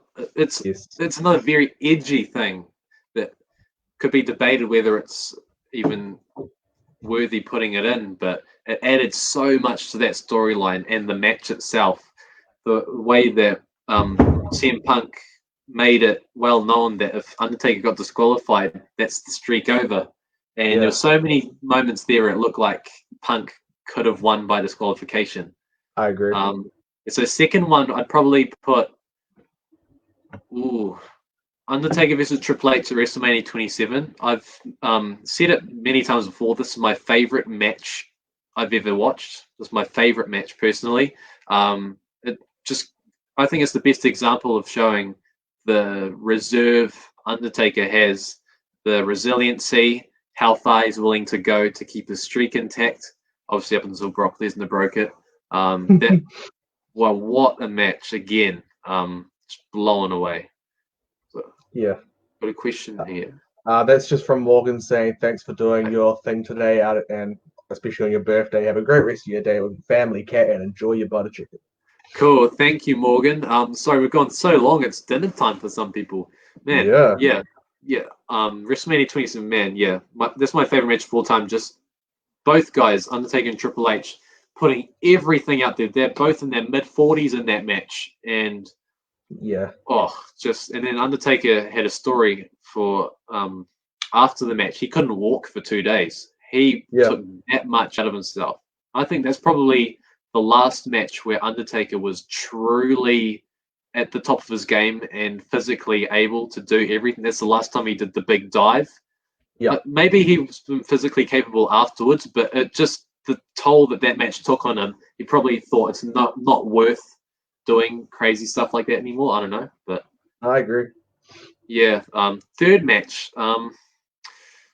There's some really good ones out there, but I feel like maybe we should go towards an earlier one that kind of maybe Undertaker and Mankind, Hell in a Cell. Okay. Yeah. Man. That's cool. If you've seen the match, you know. No words. That's crazy. No words I say can do justice on it. Yeah. A lot of that match is about Mankind, but it also shows how far Undertaker's willing to go to get the win. Yeah. Even after the 2 falls, there was still a pretty good match inside the cell afterwards. Yeah. Mick Foley was able to hold it all together. Sorry? He's a madman. He is. I don't know how he was still alive. He did and continue. Yeah. Yeah. If Mattel ever made a fake Undertaker from the 90s, would you purchase it? Definitely. If it's an elite, definitely I would. That's a good question. Once you get all your elites, just really quickly, once you get all your elite Undertakers, which I think you're up to date until this Decade of Domination comes out, are you going to venture into the basics? The only basics that I have gone into are looks that haven't been represented in elite form, or like special attires. I did consider that, but if I did that, there'd be so many Undertakers had so many basic figures, and there'd be like duplications from the ties that are already in Elite. I But agree. for example, I have a few Undertaker basics. There's probably a couple more I could add, but I have the Series 3, which is his WrestleMania 25 attire from the match with HBK. Oh, yes. Obviously, for obvious reasons, that's a very important attire. That's the only Mattel figure that has that attire. There was a Then, Now, and Forever basic that is actually very similar to the fake Undertaker look. Had the grey gloves, but it had more of like a gingery hair, like a brown hair and a ginger beard. So it's kind of like early '94, I think, and it came with an urn. Right. Basic Series 16 was his 2004/2005 attire. It's his only true representation in that look. If they ever made an Elite of it, and I thought it was good enough, then I'd probably sell the basic. But yeah, and I have the Zombie Undertaker because he's the most fitting guy for that zombie line. It's so different. It's quite cool. You're AJ Styles is now. Yeah, he is. Yeah, he's literally the most accurate one. Imagine if that came true in real life. He hasn't been on TV since, right? Nah, I don't expect him to be on for a while either. Yeah. Yeah. I hope that answers the question. I hope they keep him out for like a solid year or so. Like, it'll suck a little bit, but I kind of hope they keep him out for like a good year. Could do. I'm interested It'll to be see good how for they him introduce him get back. a long rest. Yeah, he probably needs it because he's gone full out for so many years, and he's not young anymore. He doesn't look it, but he is in his 40s now. Yeah, believe it or not. No, exactly. So my rule of the basic like Hardy figures is I only buy them if I'm gonna take them loose. Yeah. I don't keep them on the card because those basic things just take up so much space for what they are. They do, so and it's harder to keep them in good condition. A lot of them they creased easy. Yeah, well, except for that one that you sent me, that stayed in bloody mint condition the entire way up. That was amazing. It kind of hurt opening it up. Yeah, most of the figures I found that day were damaged in some way, but somehow that one was untouched. Crazy. But yeah, that's a fair rule, very fair rule. They do take up a lot of room. Do we have any other questions here, guys, before we finally finish it at 3 hours and probably 10 minutes? Can't believe it's gone this long. Didn't expect to go half the time. Oh, I knew it would. If you're gonna put this on your channel, you're gonna have to definitely make it like a highlight video. Oh yeah. But to see it, I was gonna put it up privately, so anyone with the link can view. Yeah. I think this is like way too long of a video to put up. Normally, I don't expect anyone to sit down for 3 hours and watch this. So for anyone who's actually been here the whole 3 hours, thank you. That's dedication. Yeah, I'm pretty sure Morgan was the only one that's been here the entire time. Because everyone else has popped in and out. I've seen it come up with like such and such has joined, such and such has joined again and again. Even if you've been here for half the time, that's still that's a long time. No, I agree. But yeah, if you wanna put this up on your channel, obviously, by all means. Thanks. Yeah, I'll do my best because there are a few people out there who aren't in New Zealand who are keen to watch. So if that's cool with you. Yeah, by all means. No other questions, so I think we'll end it there. Thanks again for jumping in, obviously. Well, thanks for anyone. For anyone who missed it before, this is the giveaway for when we finally hit 200 members that have read the pin post. So jump in on it. It's a cool autograph. Certificate of authenticity on the background. Comes with the sleeve as well, which keeps it pretty well protected. Cool. And yeah. Happy birthday. I appreciate that. Thank you for all the birthday wishes. Hope everyone out there is having a great day. Watch from the start. Thank you. That is dedication again. Preparing to watch the whole 3 hours. Our final member watching. Crazy. You guys are all legends. Yeah, again, I feel the need. If you were expecting to see figures today, my YouTube channel is the best place for that. And I'm sure once you go to your new house, we can do another one of these. Purely I'd love to. I'd love to. It was a blast. Thank you for having me. Anything you want to finally plug out? Go for gold. I guess I'd just say keep your eyes peeled for the next YouTube video. Don't have a specific date for that, but we will be announcing the winner for this signed Edge card and announcing what the prize will be for 100. Oh, sorry, not 100. 1,000 subscribers. Yeah, That's cool. Awesome. Oh, was Waiheke watching from Pack and Save the whole time? Yeah, he was using their Wi-Fi. Oh, holy crap, dude! That's man. Thank you for that. Amazing. That's awesome. Thanks for taking the time out of your birthday. Go enjoy your butt chicken. Yeah, thank you for having me, Matt. Thank you everyone for watching. Awesome.